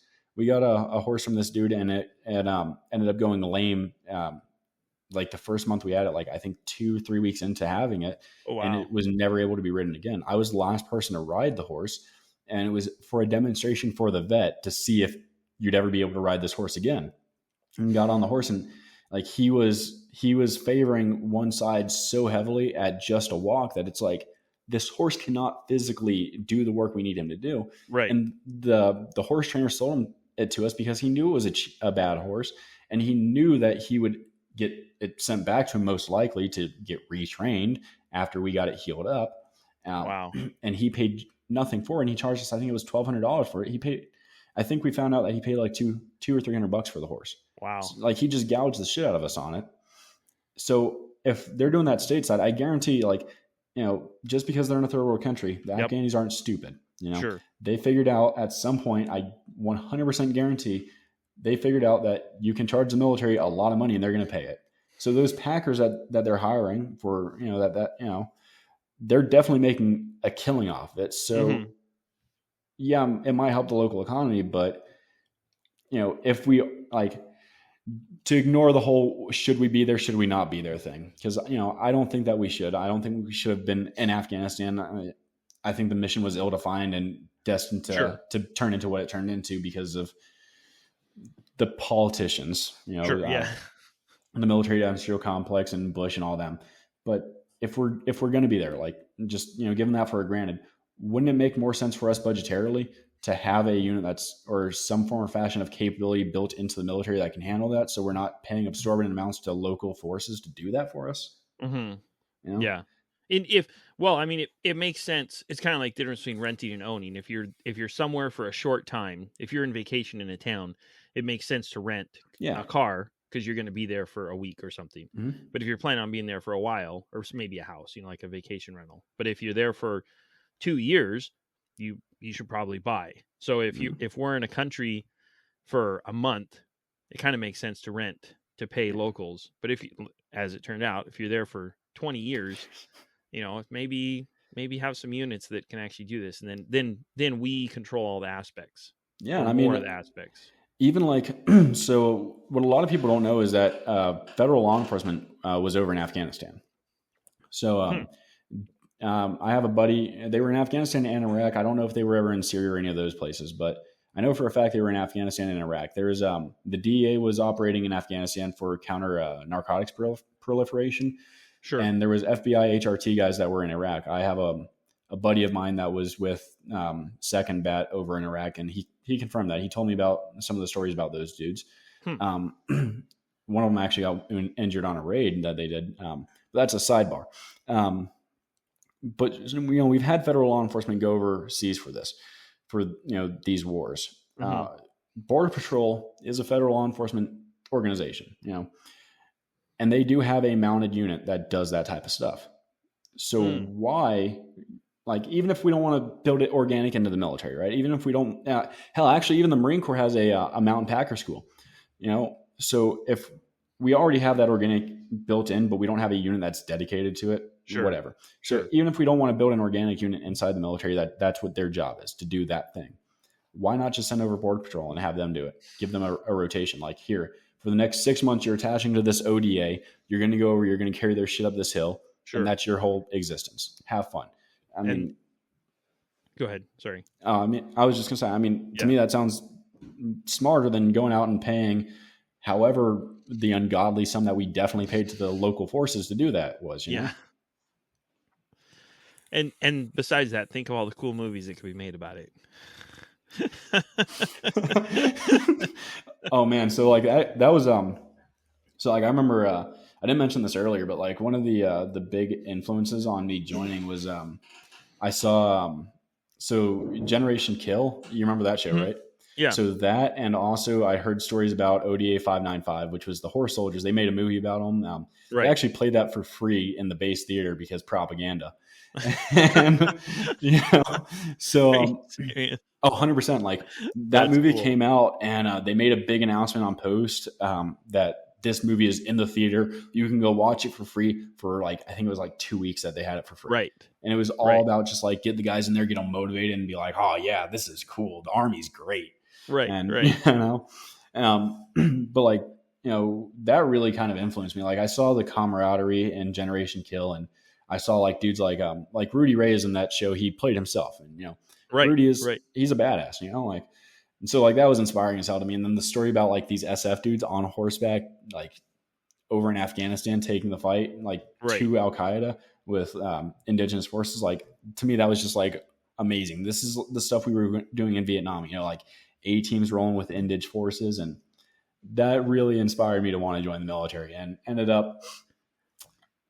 turns out we didn't actually do that very often. That was a very, that was I think there was 595 did that, and I think Triple Nickel, ODA 555. I think they also did it from the South, but like outside of that, did not happen again. Maybe there was like some CIA guys doing that type of stuff, but the military as a whole was not really doing horse mounted operations. Like, we paid people to do that for us later on, Sure. Right. Opportunity missed. Yeah. But there's could have been so many cool propaganda films made of the Border Patrol guys schlepping stuff up the mountains for SF, like we missed that opportunity. The military industrial complex missed one of the greatest propaganda opportunities they could have ever had. Yeah. So many recruits. Oh, dude, think about it. Like, you put that movie out and it's just a bunch of dudes doing cowboy shit in a war environment. Like, how many dudes do you think from the West, how many kids do you think that grew up on ranches are going to see that and be like, that's awesome, and just join because of that? Right. Like it combines the coolness of like a Western with the coolness of a modern military. Yeah. 100%. Yeah. Like, I mean, they could have had I generally advise people against joining the military for philosophical reasons that I have, and because of my experiences with it. But like, looking at it, like taking my personal views out of the equation, that would have been a hell of a recruitment drive. Like, you would have gotten a lot of talented dudes into that unit, or like if you had that capability and you made some movies about it. And Hollywood already does that. Hollywood and military, they have a relationship where the military will provide materials and men and even money to produce movies that are favorable in light of the military, show the military in a favorable light, I should say. Sure. So, I mean, I feel like the propagandists missed it. Yeah, that is, you kind of referred to it, but there's two questions I always try to ask. One is, if a kid was to ask you, or to say, hey, I'm thinking about joining the military, what's your advice? What would you say? So it depends, right? In general, like, I had a buddy of mine ask me not long ago, tell me he was thinking about joining and should he do it? Generally, I say no. Generally, I don't think you should. Like, there are some benefits to it. Like, I have, I'm buying this house on a VA loan. I have healthcare for the rest of my life because I have some pretty decent injuries. Like, it's nothing to scoff at. So you do get stuff like that out of it. But unless you get like as physically destroyed as I am, like, I was in for like 2 years, right? A hair over. Actually, I think it was just under a hair under 3 years, actually, but I'm bad with math, so we're just going to ignore that. So like, unless you really destroy your body, and, even if you're in for 20 years, if you're in for 20 years, I think you get TRICARE if you retire, but most guys aren't in for 20 years. Most guys are in for enlistment, maybe 2. So unless you destroy your body, you're not getting that healthcare benefit. And it's not even that good. Like, it took me, so from the time I got hurt, I was in the Army for it was about 6 months in when I got hurt. So I guess it was right around 2 years. It was about another year and a half that I was in without the Army knowing what was wrong. Then I got out, and 2 years later, like, one of my first VA appointments, they sent me up for an MRI. Went and got an MRI. 2 years later, they finally called back and were like, hey, do you have time for an appointment to go over your MRI? Like, no, I moved to Texas. Like, I'm not in Alabama anymore. I can't come into the VA clinic there in Columbus. I'm 1,000 miles away. And so, we did a phone appointment, and they finally told me what was wrong with my back. At this point, this is 3.5 years later. So the healthcare isn't worth it. It's not efficient. I mean, I can use my TRICARE in the civilian world, but it's okay, but it's not the best. So, like, the benefits are not a reason to join. Don't do it if you want benefits. You're not getting great benefits. I mean, hell, it took them 6 months to get me my GI Bill stuff for me to go to college, and I ended up going to college without the GI Bill because it took too long. Sure. But like, so really, it depends. Like, don't do it for the benefits. The benefits aren't worth it. You're going to have a hard time seeing them if you do see them. If you are going to join, like, if there's nothing to talk you out of it, like, don't go into it. Like, I remember I got into it with a couple of the dudes in my platoon, because I've been involved in a shooting. I know what it's like. It's not fun. Don't go into it thinking that, like, if you're going to go in the infantry or combat arms, don't go into it thinking that killing people's fun. There's about I think the Army did a study years ago. And I think they found that about 1% of the fighting force, maybe it was 2%, is actually psychopaths and enjoys combat. 47% of infantrymen, or no, yeah, 40% of infantry, I think it was about 40% of infantrymen in the Vietnam War never fired their weapon at enemy combatant. They intentionally refused to. People don't like killing. Like, sure, it's not something that we are really designed to enjoy doing. There's very few people that enjoy doing it. So don't go into it thinking it's going to be like a video game. Like, it's not. Like, when you see, like, when you put a hole in someone, like, there is an effect to that. It's not like you're not going to respawn. If you get hit, if you get shot, if you get killed, you're not coming back. You're fucking done. There's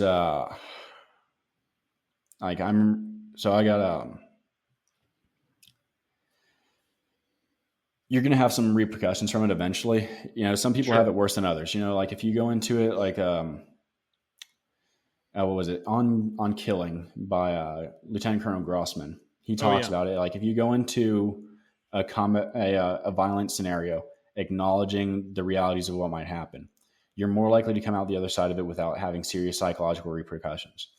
Sure. But the military doesn't teach you that stuff. Like, my whole time, like, when I was in, we had resiliency classes, but those classes were more about, like, how to deal with the stress of day-to-day life.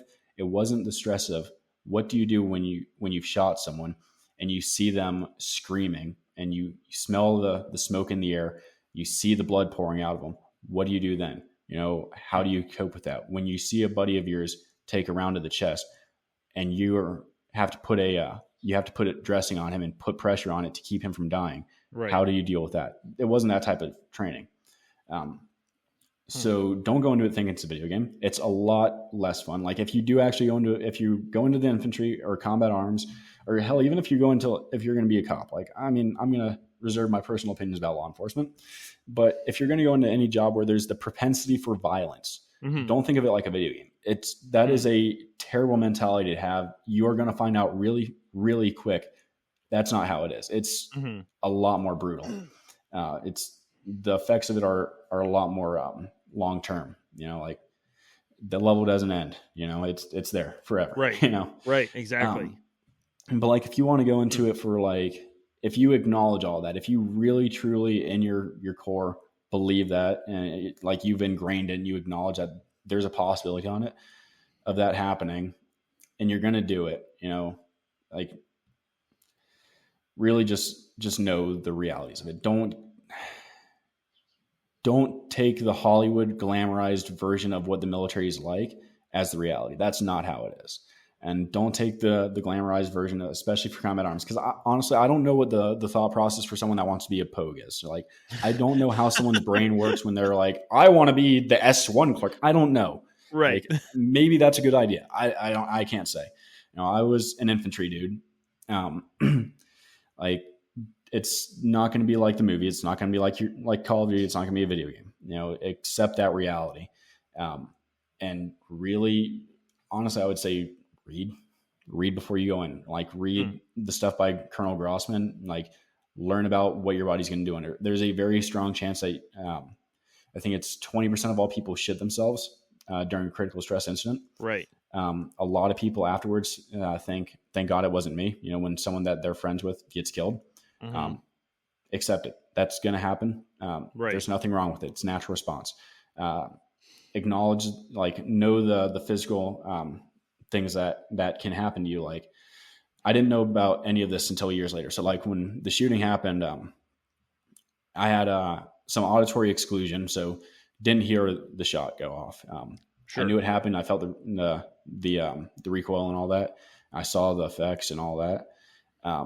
Didn't hear it, at all. Just, and everything for me, when I'm in a situation like that, I've had a few of them, not shootings, thankfully, just the one, but, I've had a few, like, I think it was called critical stress situations that Colonel Grossman talks about.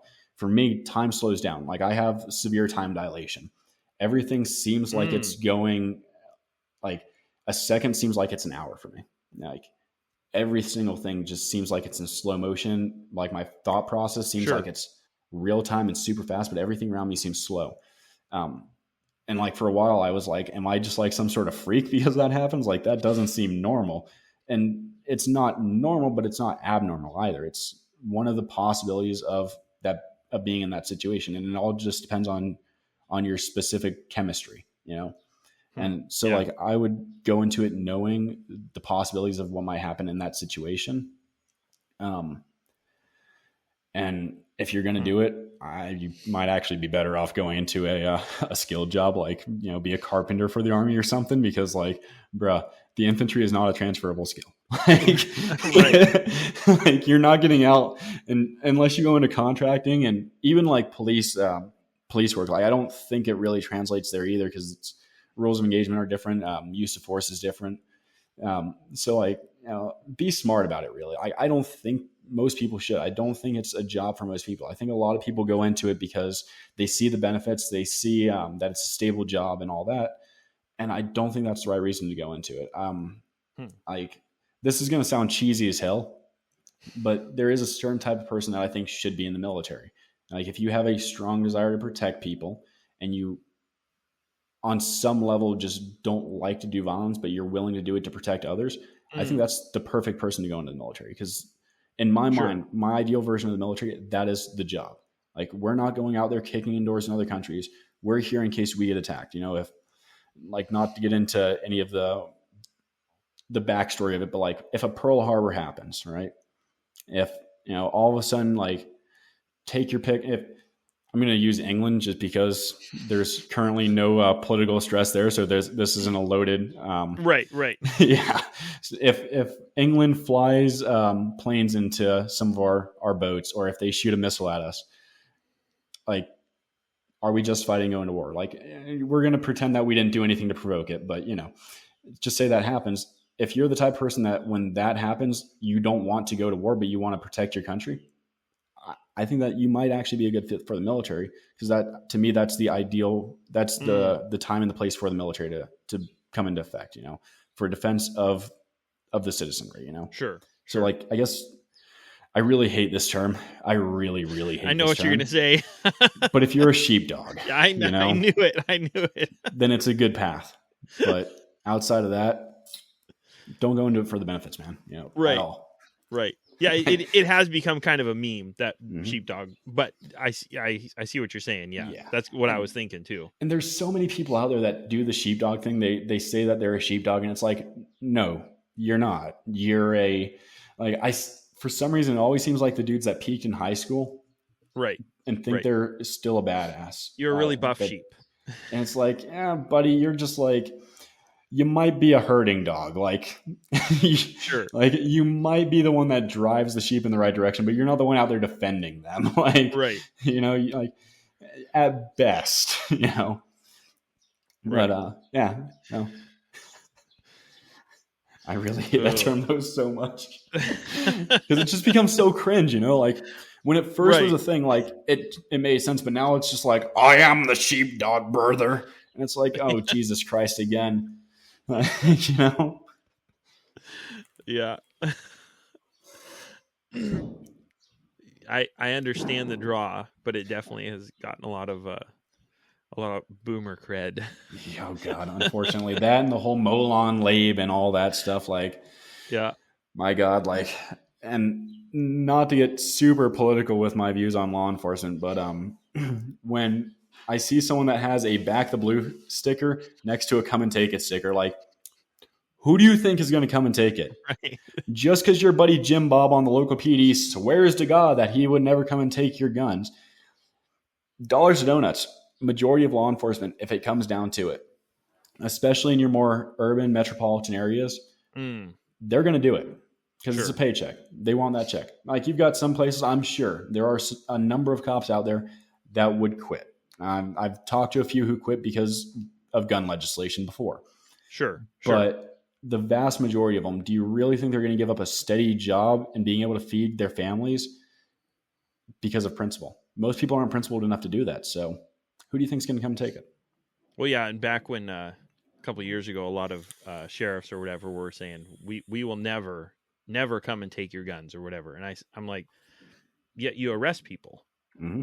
And if they have a gun on it, you take it. Yep. So I understand it's different things, but all it will require is for you to accept that the action you're doing is proper, and then you will take someone's gun. And hell, I mean, even in the South, we're not safe from it, right? Like, I'm from Alabama. I live in Wyoming now, but even in the South is not safe from anti-gun cops.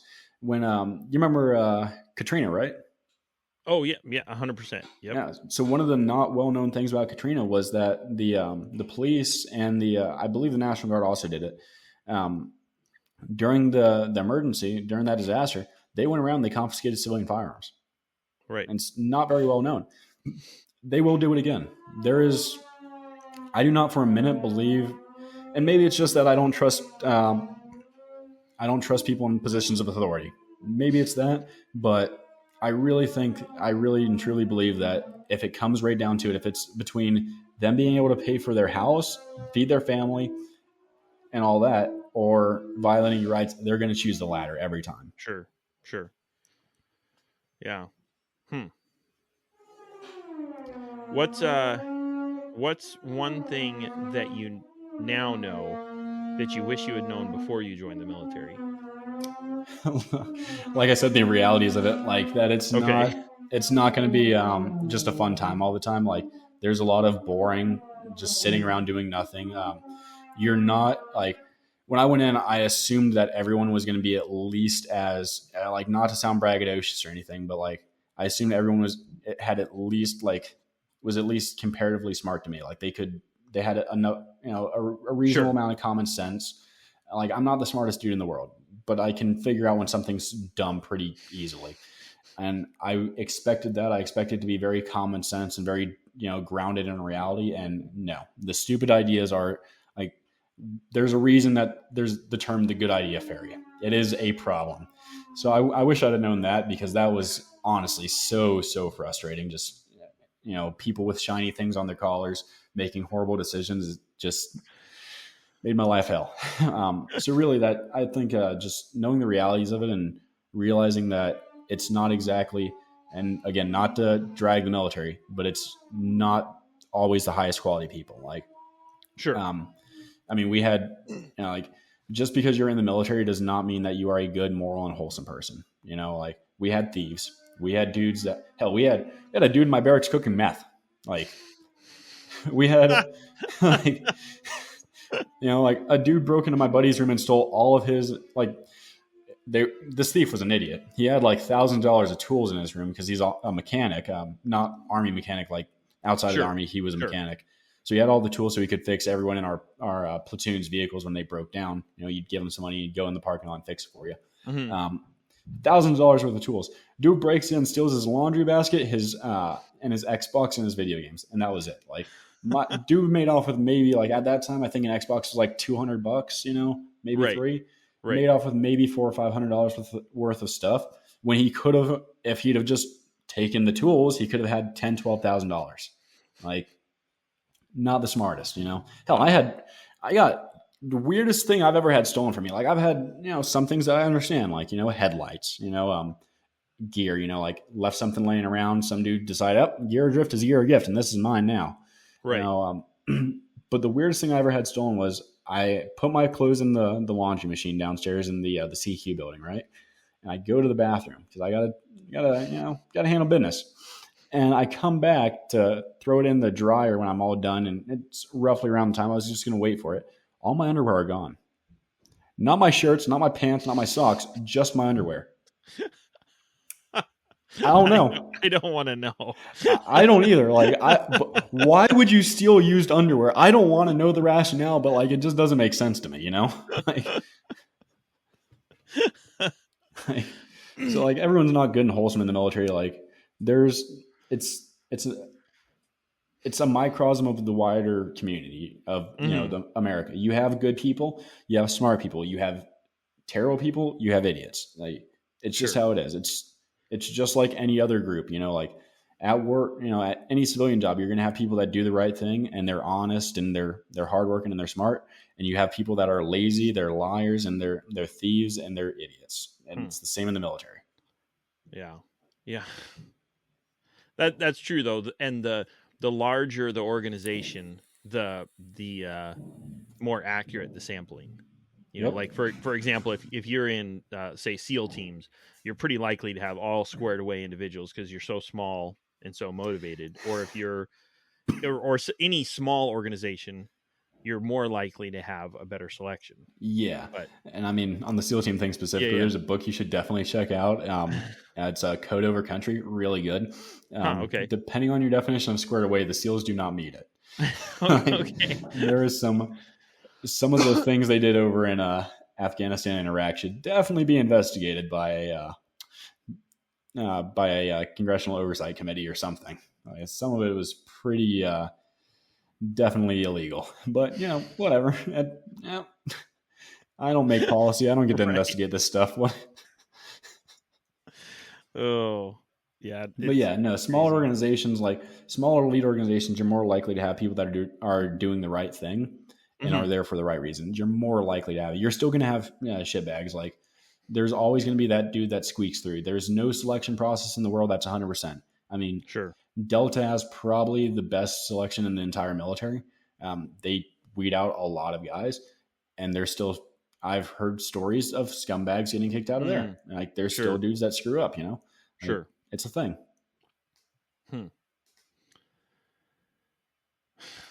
Crazy. So then you got out, and then what was the transition to civilian life like? Interesting. So because a lot of, if a kid go like 17 years old, boom, right in the military, and does that for 20 years, they get out, it's a real culture shock. Yep. Totally in real life. But you kind of experienced civilian life as an adult for a little while, and then we're in the military. What was it like getting back out and being like, oh, okay, there's not people yelling at me to take my hands out of my pockets? So that was actually very nice because I like having my hands in my pockets. But so I enlisted at 20, right? And for the SF contract that I was originally going for, I had to be 21 by the time I started SFAS. So ended up, because of the airborne physical thing, didn't actually do the SF thing, just did the infantry thing. But I turned 21 in OSUT.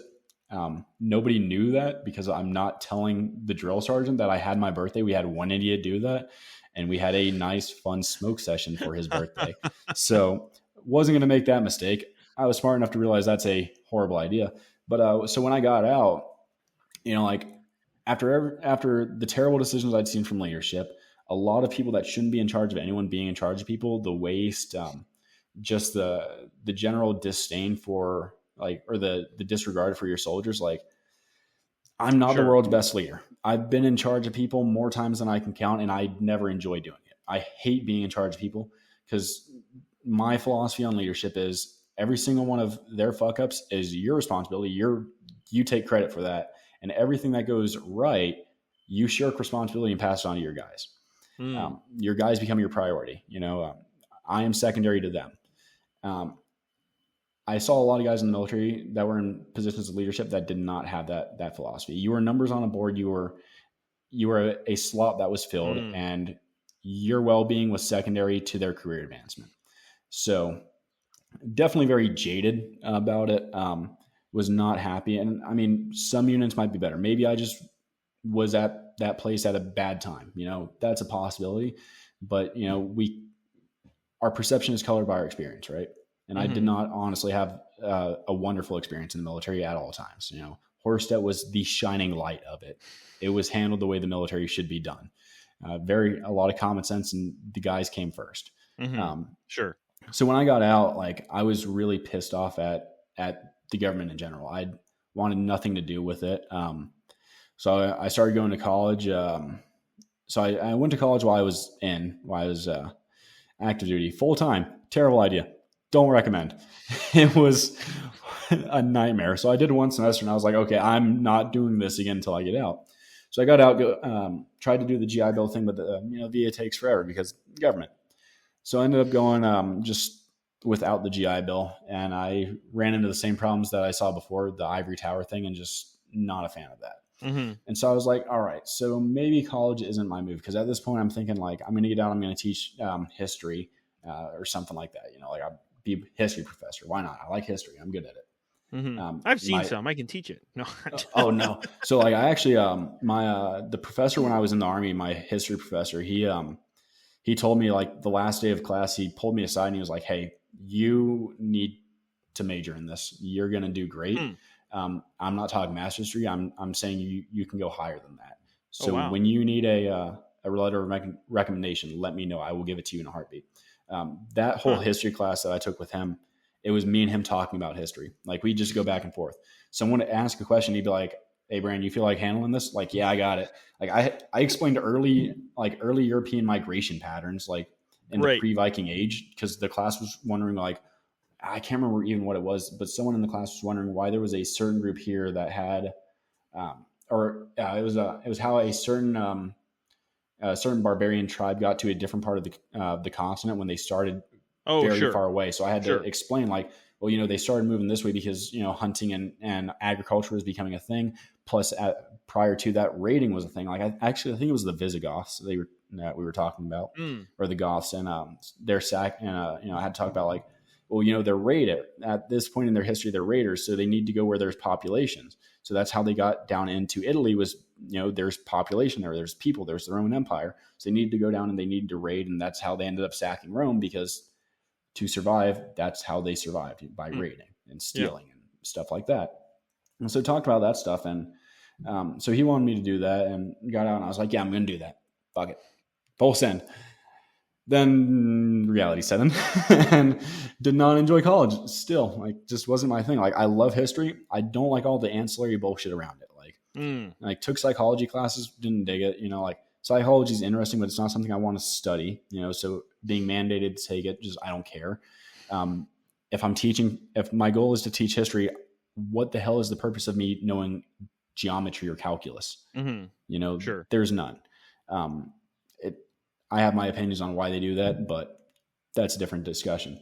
So ended up, did a semester after I got out, and I was like, you know what? I'm just going to actually get a real job. And also the college thing was like, I had about a month right after I got out to where I was like, I'm not doing a damn thing. I'm on vacation. Like, I have not, I didn't really take leave. When I have a job, I'm horrible about taking vacations. Like, I take maybe 1 or 2 a year at most. There's been like 2-3 year periods where I just haven't taken a vacation, just worked the whole time. And I'm trying to get better about that, but it's not always been something I've been good at. So when I got out, I was like, I'm taking like a month-long vacation. I'm not doing a damn thing. I'm sitting on my ass. I'm watching TV. I'm riding my bike.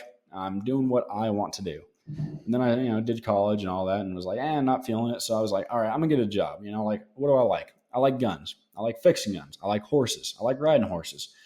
Ain't many jobs for riding horses in Southeast Alabama. So I'm like, all right, is there any gun jobs? So I started hitting up every gun shop, and found out that Kimber had moved into Troy, which is like an hour from my house. So I'm like, all right, well, they make guns. I like fixing guns. Probably the same thing, right? So ended up applying there, and they were like, yeah, dude, hired. So I went over to Kimber, and I was still like super angry. Like, this whole period of my life is colored by just anger at the government. Like, I am so angry at them. And so go over to Kimber, and I'm building guns, and they about 3 months into being there, they put me in charge of half the line. So because hard work pays off. Like, if you're a dedicated worker, you're going to get rewarded for it. Like, I don't care what any of these iPhone socialists say about capitalism exploiting workers. If you work hard, you're going to move up. Like, I am living, breathing proof of it. I grew up poor in Southeast Alabama, and now I am firmly in the middle class, Right. So I started doing that, and it was a good paying job. I enjoyed it for quite a while, and ended up, we were working 6 days a week, 10 hours a day, and that grates on you after a while. So I did that for a bit, and I got mad, I was sitting there joking with one of my guys, because we started building a gun that we hadn't built in years, and a caliber that we hadn't built in years. And I'd only been there for a relatively short amount of time. Like, no one that worked there besides the guys in the gunsmithing section or the dudes that ran the company had ever built one of these guns. Sure. In this caliber. So I'm trying to figure it out, trying to get the ejector tension right. And while I'm doing that, I'm flipping the spent casing in and out to, feel it. 'Cause that's how I set ejector tension. Just, you bend it, put it back in, and you just feel how hard it holds onto the case rim. Production manager comes over and he's like, hey, let me talk to you. And I'm like, oh, what the fuck? And so go aside, and he starts chewing me out for joking with this guy. And I'm like, all right, so first off, I'm over there. I'm working here 6 days a week, 10 hours a day. I'm working on a gun while I'm joking with him. And he's like, you can't be joking on the floor anymore. Like, cut that shit out. And I'm like, all right, you know what? Fuck this. Like, I'm retired. Like, I have a little certificate back here that says, retired U.S. Army. I've got the folded flag. I've got the whole 9 yards. I've got the bumper sticker. Like, right. I do not have to have a job. I can survive without one. I work because I enjoy working. So I told him, all right, well, here's your notice. I'm out of here. And so gave him 2 weeks notice. About 3 days later, I decided, you know what? This got really boring really quick. So I'm just not coming back. So I didn't come back and started another. And I was like, I still kind of want to work because sitting around bores me. So went over to a different manufacturing place closer to home that paid more actually. It was a 15-minute drive away, and it paid I think it was about $2 or $3 an hour more. So better pay too. And so went there and I'd apply. I saw, Brandon Herrera on YouTube. Oh yeah, I know the name. Yeah. Yeah. So I saw his plug for Operation Win at the Door with Yal in one of his gun meme reviews. And so I'd applied for that too. And so went over to this place and I was like, hey guys, just letting you know, I've got another application in for something else. And if they take me, I'm out of here like same day. And they're like, oh yeah, no problem. So about a week into being at this other manufacturing place, I get a call from someone over at Yale, and they're like, hey man, saw your application, and go through it, have my whole interview. They advanced me on to the dude that was running the grassroots department at the time, have the interview with him. And he's like, I'm gonna tell you right out the gate, man, veterans are usually our best door knockers because you guys have experienced a lot of suck. So you're pretty good at just putting up with the bullshit. And I'm like, hey man, I'm kind of an expert at it at this point. And I decided to get into door knocking because I'm like, okay, I can get good politicians elected that will change all the things about the government that I hate, right? It's big brain stuff, right? I'm trying to do it long term here. And so I go on campaign and I start knocking doors up in Kentucky. And I did well enough there that my election director, my ED, first time I heard that term, I was very confused. I met him and he was like, I'm your ED. And I'm like, you're my erectile dysfunction? And he's like, no, I'm your election director. And I was like, oh, y'all should definitely change that acronym. Like that is. How has that been a thing for so long? like has nobody pointed out that might not sound right, but so he recommended me to a thing that we did that year where we took like our top door knockers, flew them out to DC the idea was to interview with various congressional offices and get training on how to be a good congressional staffer and maybe get placed into one of those offices. So I was shooting for good old Thomas Massey, and ended up that's not what happened. So they were like, that didn't happen. So I was like, all right, well, I still want to work. I want to do something. So I hit up the dude that was running Grassroots. He was running. He also has a separate consulting business, and just because of politics, I'm not going to say what the name is, even though I'm on very good terms with this guy still. Sure. Hit him up and I was like, hey man, let me help on that race you got it going over in Georgia because I just need something to do. And I don't like either of the candidates that I knocked for. They were one of the guys in the group chat was their opponent at one point, and I like him a lot better than the people I actually knocked for, but this was the runoff. So it was after he was not in the race anymore. Right. Sure. And, so doing that whole thing, and like I think it was about a month or 3 weeks from the end of the campaign, I get a call from the guy that runs the company that I'm working for. He's like, "Hey, Yale has a internship open up in Devo. You're a good dude. You're gonna apply." And I was like, "What the fuck is Devo?" He's like, "It's fundraising." And I was like, "That sounds really boring. I kind of enjoy this type of stuff more. I'm not really good at talking to people. Like I'm not a people person." Which is ironic because all I'm doing all day is talking to people. So right. Yet again, I'm an idiot. Just gonna put it out there. I'm like, I don't really want to talk to donors. That sounds not like my thing. And he's like, you're gonna apply. You're a good dude. Put in the application. I was like, well, boss is telling me to do something. I'm gonna do it. So I put in the application, and I'm like, kind of the same thing as when I applied for EdVD. Like I'm like, they're gonna want someone that knows what they're doing or has like some experience in this realm. Turns out, no. OWD hired me with no experience, and Yal hired me into the as a Devo intern with zero experience on fundraising. And so I go over there and I do the Devo thing, and it's all right. It's not bad. It's just not something I love. Like everyone's got different passions, right? I got some friends over in Devo that just absolutely love it. One of my really close friends runs that part of the org. He's a great dude. He's good at it. Just not my thing, And so internship ends, and I'm like, okay, so I've got a job offer to go back on campaigns and run a campaign. But I'm also dating this chick here in Austin, and she's pretty hot. So I go over to the grassroots, the dude that's running grassroots at this point, because there had been some turmoil and some things had changed. And so I go over to the new boss of grassroots, and I'm like, hey, man, you want to hire me? And like beat around the bush, like very poor pitch. And like ended up, he said to me, he goes, just ask what you're trying to ask. Stop beating around the fucking bush. And I was like, well, do you need an intern? And he's like, are you trying to get me to hire you? And I was like, yes, I am. And he's like, okay, no problem. And just hired me. And, so I was a grassroots intern after that. Got a little bit of pay bump because, I had some experience on interning. Mm-hmm. And like right away, he was like, here, handle our social media for OWD because I don't want to deal with it and no one else wants to deal with it either. I'm like, okay, why not? That sounds easy enough. I've made a meme. And so started doing that. And the president of communications at this point starts giving me tips on how to make my memes mo better and, make my graphics not look like they were made by a third grader. Right. And so I get pretty decent at that. And the communications president is like, hey, do you want to come work for me? I'll pay you more and you'll do that stuff all day. And I was like, hell yeah, that sounds great. So go over to comms and start doing commsy stuff. A lot of, graphic design and all that type of thing. And learn, honestly, like it's been great in comms. I enjoy it. I've learned a lot of stuff. I've really learned how to message things. Like my gut reaction is just to like throw it out there as like, I'm pretty blunt. Like, when I met the dude that's in charge of comms now, the first thing I said to him was, I'm really fucking blunt and abrasive. So if I say something, don't take offense to it. Right. But I learned how to modulate that when I'm talking to the general population. Right. So I learned like, instead of being like, if you want to ban guns, go fuck yourself. Like I learned how to be like, how to say in a more palatable way to the general public, Right. Explain the concept instead of just getting hostile right off the bat, if that makes sense, So started doing that, and somebody decided that I was pretty good at social media. So they were like, hey, do you want to be in charge of social media? And I was like, why not? And so here I am. Right.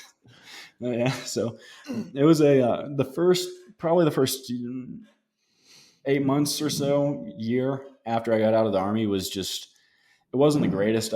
Honestly, there was a number of times where like, if I hadn't been medically retired, I would have gone back in just because it was very different than what I'd known for the last couple of years. Sure. I missed horse debt. I missed riding horses every day. I missed the group of guys that I had there. A number of them have ended up killing themselves afterwards, just from various things that happened in their personal life, and that sucks. But there was a period where I wanted to just go back in because I was used to it. Sure. Yeah. The civilian world, you have a lot more stress, it's actually, I guess you don't have more stress. It's just maybe a different type of stuff. Yeah. Like I'm not like in the civilian world, like, I have to cook for myself. I have to pay all my bills, I don't live in the barracks, stuff like that. Right. So for a while I was like, I'm just going to, if I could, I would go back in, but thankfully I didn't have that option because it's led to a lot better things than if I'd have gone back in. Like if I'd gone back in, I'd be in this, at best, I would be at Fort Hood or Fort Huachuca at their horse debt, but more likely I'd be in some just random infantry unit doing just busy work, Right. And so really, I think it's for the best. That first year, it was just, I was really angry and I didn't want anything to do with the government. But at the same time, I was like, I'm comfortable with it. I'm used to it. So fuck it. I'll just go back in if I can. Right. But but after that, once I kind of let go of that animosity, things started to look up a lot, and also like just saying yes to every single opportunity someone put in front of me. Sure. Yeah. that was kind of a rambling answer, but I hope that answers it. Yeah, no, it's a intentionally broad general question. So, yeah, that's quite the experience for sure. No, it's been a wild life, man. Like, I mean, like, who? I tell like whenever I'm talking to someone and like we get into talking about our personal life and our upbringing, I've had a number of times people tell me like that I've had an exciting life or a just various adjectives to describe a not typical existence. To me, I don't think so. Like I think I'm the most boring person in the world, man. Like I don't think there's anything special about me. I'm not Stephen Hawking, you know. I'm not like Vincent Van Gogh. I'm not Cody Jinks, you know. I ain't Tyler Schillers, you know. I'm not Ron Paul. Like I'm just Sure. like a regular dude. I'm nothing special. Like I don't think there's anything particularly interesting about me personally. I guess I would probably do better to have a little bit more of an ego, but I've just never really seen the point for having an ego. Like I know what I'm good at, and that's Right. you know good enough for me. Like, Yeah. It's and in retrospect though, I do see some things in my life that are like, yeah, that was fucking gnarly as shit. But, I think everyone really has those, you know, like if anyone reflected on their life, they would see a lot of things that are interesting experiences to say the least, you know? Sure. Uh, Kind of like how everybody says you get your 15 minutes of fame. That's kind of also true about your life. Like not all of it necessarily. Some people, I'm sure, but the average person, not all your life is edge of your seat excitement. But there are moments where you're like, "Whoa, yeah, okay, that was yeah, it's that like, was a moment." yeah, I mean, and like just like the military, you know, like there's hours and hours and hours and hours and hours of waiting around, and then like 15 minutes of fun, you know. Like, Right. I mean, like we were talking about those the BFB rotations before, right? We'd sit around all day, you know, like we'd spend, you know, 10, 12 hours sitting around. Maybe we'd do some recon, but outside of that, we're sitting in a hut that we've occupied, waiting to get attacked or waiting to go on the attack, prepping gear and just kind of relaxing, trying to catch some sleep, trying to eat something, stay hydrated. Nothing exciting though, you know, just like boring, you know, routine things that you have to do.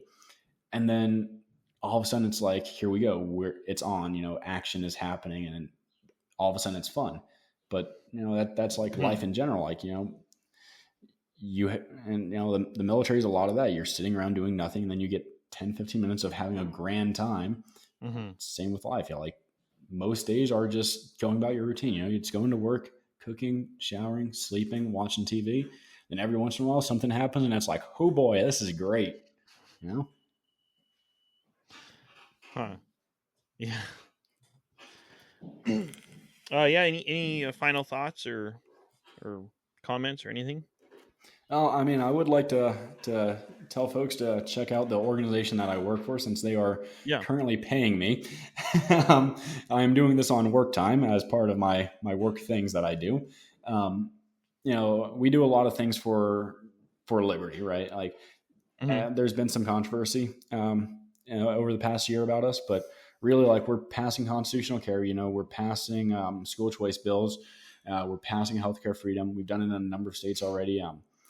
We're continuing on those fights. You know, we're always going forward, trying to limit government. You know, trying to give liberties back to the people, trying to hold the government accountable. We're electing good, principled people to fight for those ideals. Like Young Americans for Liberty, you know, no matter what anyone says, I think we're, for the most part, doing the right thing. Like, sure, there might be a hiccup here and there, but that's life. You know, we're humans. We're not machines. You know, if something gets said or phrased wrong, like the intention was right behind it, we're going for the right thing. But you know, humans do kind of mess up every once in a while. You know, no one's perfect. Sure. But we're doing, like, if you look at our actions, those small hiccups really shouldn't matter, because what we're doing, I think, makes a huge difference in this country. And I mean, in the next couple of years, we're shooting to do even bigger and better things. Like, I mean, hell, just on college campuses, like we've had a number of students get in trouble for their picketing or their protesting, their tabling activities, their college activism. Sure. In the past we've had guys get arrested for handing out constitutions, but we're still out there doing that stuff. Like we're not going to get intimidated by the establishment or by the government to any degree. And we're always going to fight for what's right. We're going to fight for everyone's individual right to live their life the way they want to, And I mean, like, you can look at our social media and you can see that we believe in your right to exist how you want to exist. You there? Oh, yep. I got you back. Oh, did it freeze for a second? It stopped recording. You said something about we're fighting for everybody's rights. Oh yeah. So just for a couple seconds. We're fighting for everyone's rights to live their life the way they want to live them. And like, if you look at our social media, you'll see that we're like really dedicated to that. Like there's like, I'm in our strategy conversations, I'm pretty sure I'm allowed to say this. If not, oh well. Like we've talked about, like, how do we talk about guns? And, I've explained to our executive team, because, like our leadership is a little bit older than majority of our fan base. Sure. And, they've been in politics for a while. So I'm not saying that they're trying to be safe, but they understand a lot more about messaging than I do. Like I've been doing this for like a year and a half, 2 years, something like that. So, we're trying to strike that balance between like not being too, how do I put this? Like we're trying to get the message out there, but we're not trying to say anything stupid. Like, sure. Like, okay. So trying to be not too edgy, but still pushing. Yes, exactly. Yeah. Sure. Like we're not trying to like, someone put out I saw a meme after the Uvalde shooting that was, I understood the intention behind it, but it was poor execution. So we're trying to avoid that. We're trying to have the execution be good along with the good messaging, if that makes sense. Right. Mm-hmm. So like, if you look at our page, like, we talked about guns a lot. Right. And if you look at our social media, we've been pretty vocal on civilians should be able to own machine guns. Right. And we've had conversations about like, how do we say that? Like what's the best way to do this? Sure. And guns and veterans stuff are really my areas of expertise. And so like, we've talked about it and I've explained like, even in the gun community, I've seen the narrative personally shift from, pay the tax stamp, follow the laws, all that stuff, to fuck the NFA. They can't arrest us all. Machine guns for everyone, that type of thing. Sure. And so like, we're trying to, so with the goal with all of this, with social media or with messaging in politics in general, is there's this thing called the Overton window, right? The Overton window is your box of acceptable ideas. Mm-hmm. If you go back, so if we take it back to 2000, like the year 2000, what's the acceptable ideas? Drugs are bad. Gay marriage is evil, and guns are okay, but it's a right for the militia, as the Heller decision kind of alluded to, unless it's in common usage. But now in 2022, where are we at? Well, the overwhelming majority of Americans think that weed should be legalized. Gay marriage is, no matter your personal opinion, I haven't seen anyone in a few years say that gay people shouldn't be allowed to get married to each other. And the narrative in the gun community, on the left, it's definitely not this, but in the gun community or the liberty sphere, it's all gun laws are an infringement. So that's the whole goal here. Like, I ramble. If I said something stupid, I apologize, but that's what I'm trying to get at, is that we're working to shift the Overton window to you have more freedom. The government has less say over your life. Sure. Yeah. Yeah, that makes sense. Yeah. Huh. Well, and that's kind of consistent with you were talking about your one of your goals joining the military was to help people. Yep. And also one of the police officers helping people, and that's kind of the same thing. Your goal here is to help people have more liberty and be more free. Yeah, and I think everyone should do introspection. Everyone should look at themselves and think about their life and the direction they've gone in their life, and try to understand themselves better. And there's different ways of doing that. I'm not necessarily going to say the ways that I've used to do that, but I've noticed that the underlying thread in my life is I really want to serve other people. Like, I want to do things that I think are in the best interest of everyone else and are going to help everyone else. Like I've always kind of put myself secondary to whatever group I'm in. Like, I am me, but I'm also an American, and I want to make life for Americans as good as possible. I think the best way to do that is by limiting government and giving maximum freedom back to the people. Sure. So yeah, just definitely like I guess the selfless service core value from the Army really is the heart of it, for me. Yeah. Yeah. Well, cool. Thanks. I appreciate it. That was, I really enjoyed that. That was fun. No problem, man. This was really good. This is a great hit. I think we're a fair bit over that 2 hour mark that you originally put down, but sorry, man. I ramble. Feel free to cut out any of the stupid stuff I said.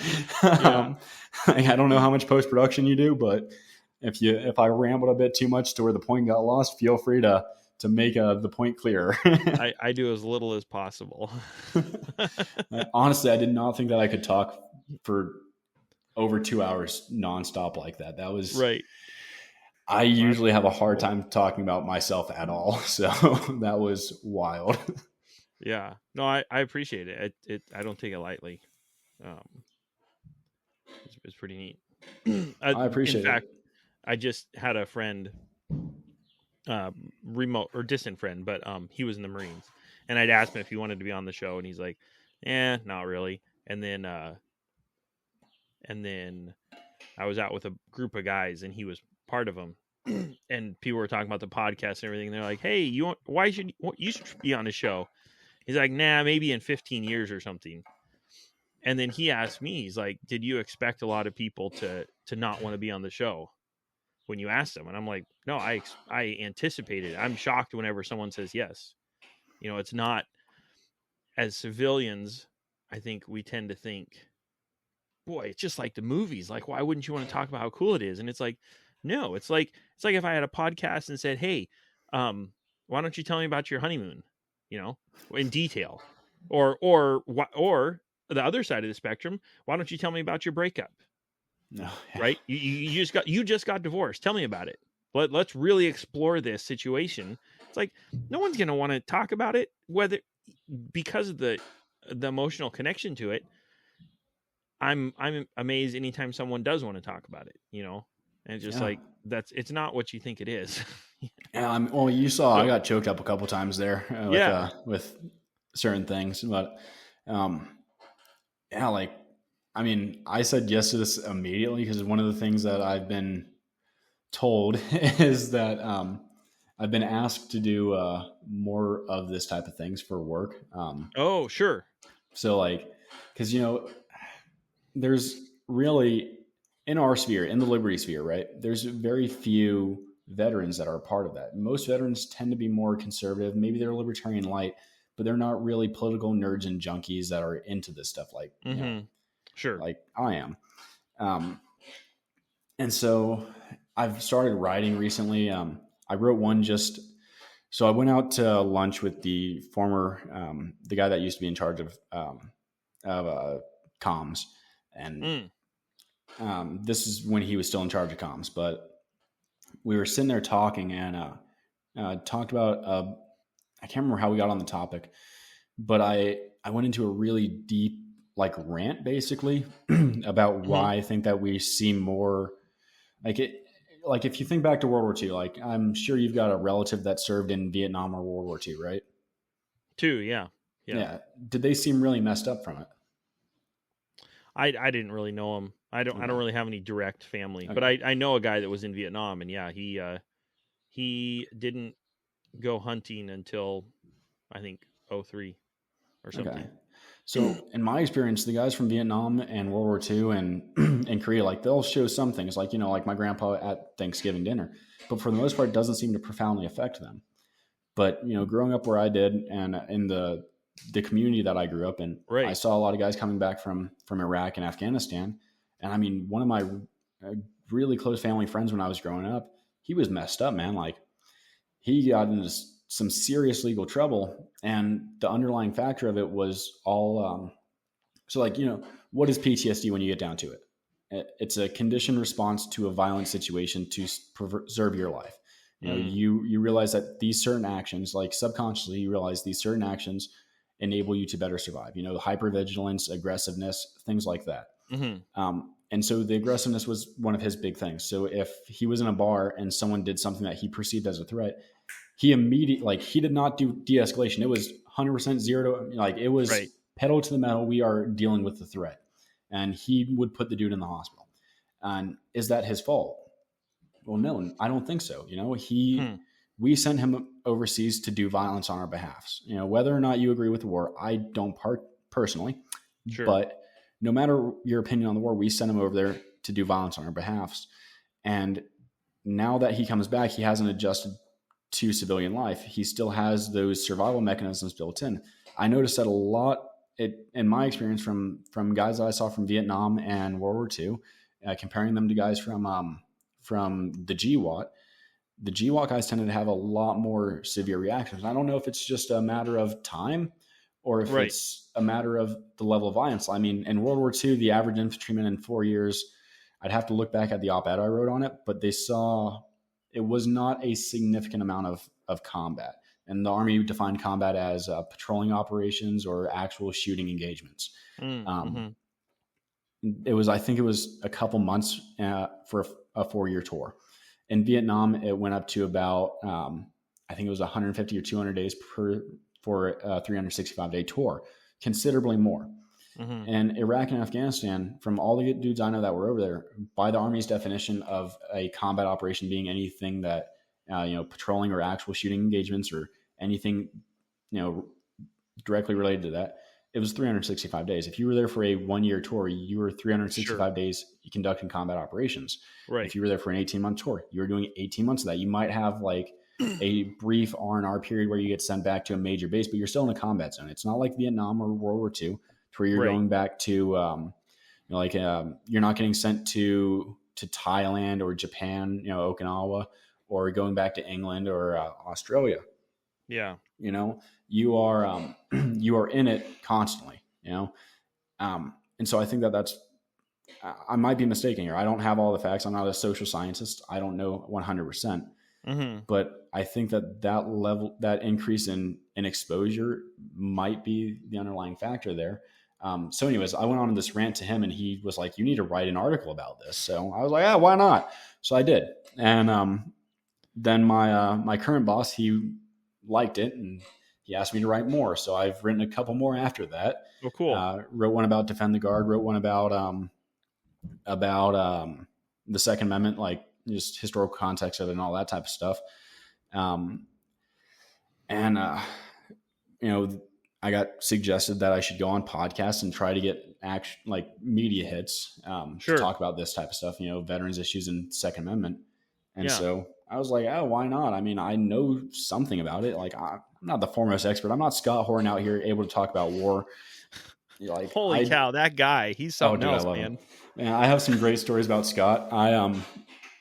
We spent an afternoon with him on his boat, hanging out, and the entire afternoon, me and him nonstop just went back and forth talking about the GWAT. It was beautiful. Wow. When I first met him, the first time I met him, we got into an hour-long conversation about Tora Bora. Just amazing dude. Wow. But I don't know enough about it to write a book, but I know enough about the military because I lived it, and enough about guns because I've grown up with guns since I learned to shoot when I was 6. I got my first gun when I was 7. I've grown up with it for my whole life. I've been embroiled in it. Sure. So I feel that I can talk about that stuff, but I'm not the foremost expert in the world. I just know enough that I can get by, and, my boss and some other folks in the organization would disagree and they'd say that I know more than I say that I know. But again, this is that whole, I don't think I'm anything special thing coming into play. Sure. But, yeah. Yeah, well, that'd be kind of like the Yao pundit, so to speak, on podcasts. That'd be pretty cool. Oh, we've got a few of our guys do podcasts. The director of media relations, he's done one before. He's trying to get me on another one to talk about the Second Amendment right now. And then there's this one. I did the one with Jordan. Down the line, there's been a little bit of internal talk. I don't know if I'm actually allowed to say this, but here we are, about maybe actually doing broadcast hits. And it's something I'm definitely interested in, like, not because I want to, like, boost myself up, but because, like, I know these topics and I know I can talk about them. So why shouldn't I do it? Sure. Does that make sense? Yeah. And kind I mean, I don't know if it'll speak to you, but one thing it kind of encouraged me when I started this is, Michael Malice says often, or I've heard him say a couple times, that when he's giving advice to young people, he'll say, imagine you want to be an author. You don't have to be J.K. Rowling or Stephen King. He's like, you go in the bookstore, you see a book on the shelf, you don't even know what it is, but that person is making a living off of that book. Mm-hmm. You can be that author. You don't have to have, and that was kind of my application was, I don't have to have something super phenomenally blowing the world away unique for my show. If I have something that I can genuinely present, there's going to be people that enjoy it. Yep. And I think same for you, like, what's going to be more attractive to people? Well, there are people that are just attracted by something phenomenal, but if you're genuine about it and if it really means something to you, that's as attractive as, cool CGI or something. Mm-hmm. Yeah, and like the what's the word I'm looking for? Like people, like if you look at media nowadays, right? Like everyone's been so used to like the super high produced stuff, like Hollywood and news and all that. Like what's blowing up right now? It's TikTok. It's stuff like that. It's genuine, down to earth, low production, just from the heart type of content. Like TikTok's not all from the heart. A lot of it's superficial. Sure. But as far as the level of skill going into it. Yeah, it's just like people want to do something and they're doing it. And that, I think that appeals to people on some level because we're not all Steven Spielberg, Right. We're not all Mark Twain. We're not all going to write the next American novel. But everybody wants to do something that's going to make an impact, And so I think that like the average Joe doing something, trying to do something, even if it's not like, the best thing ever done, I think it appeals to people on some level because everyone wants to be that guy, Right.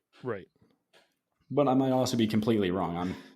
Who knows? And it's so easy. Like that's the most amazing part. Podcasting is ridiculously easy.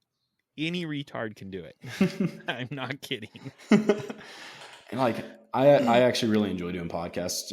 Like this is I did the one with Jordan and all that. But I really like to talk to people and I like to share stories. Like I like to hear other people's stories, and I don't particularly like talking about myself, but like for something like this, I don't hate it, if that makes sense. Like it's something I'm willing to do, but it's not like, those people that go out there and all they want to talk about is themselves.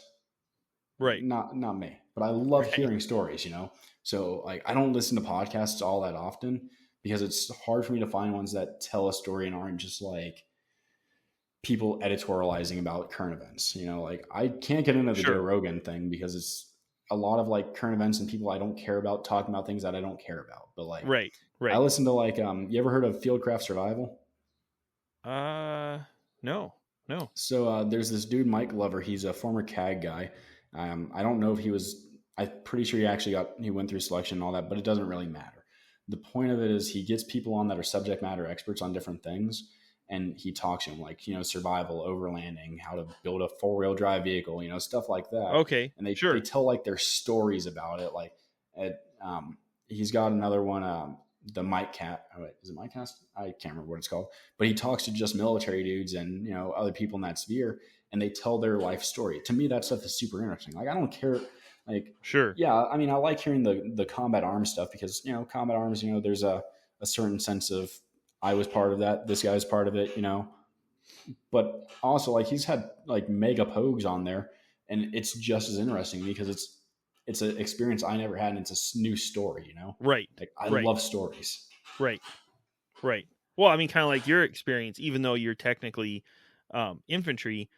I did not do infantry stuff. Right. Exactly. Yeah. So even like everybody's story is so unique. I've had people say, I didn't really do anything. It was boring. I'm like, hey, if you don't want to come on, that's fine. But just know that like any story is interesting. Like your story is so unique I guarantee you it's not the same as anybody else that's been on the show. And, you know, like that's just how it is, you know, like just because, you know, like if you live something, I feel like if you lived it, you're much less likely to think it's cool as hell than if you're hearing it from someone else that they did this, you know, and it's not an experience you've ever had, you know? Yeah. Yeah. Huh. Yeah. Well, cool. Thanks, man. That was a blast. I appreciated it. Oh, no problem, man. I appreciate it I had too. a lot of fun. Sorry about getting on that tirade there. No, I hear you. No. It's that's one of the benefits is every episode's different. I just let it rip and see where it goes. So that's kind of fun. I dig it, man. I appreciate you having me on. Yeah. Appreciate it. Stay dangerous. All right. Have a good one, man. Thank you for listening to this episode of How I Embraced the Suck. If you enjoyed the show, tell a friend. And as my Girl Scout den mother used to say, stay frosty.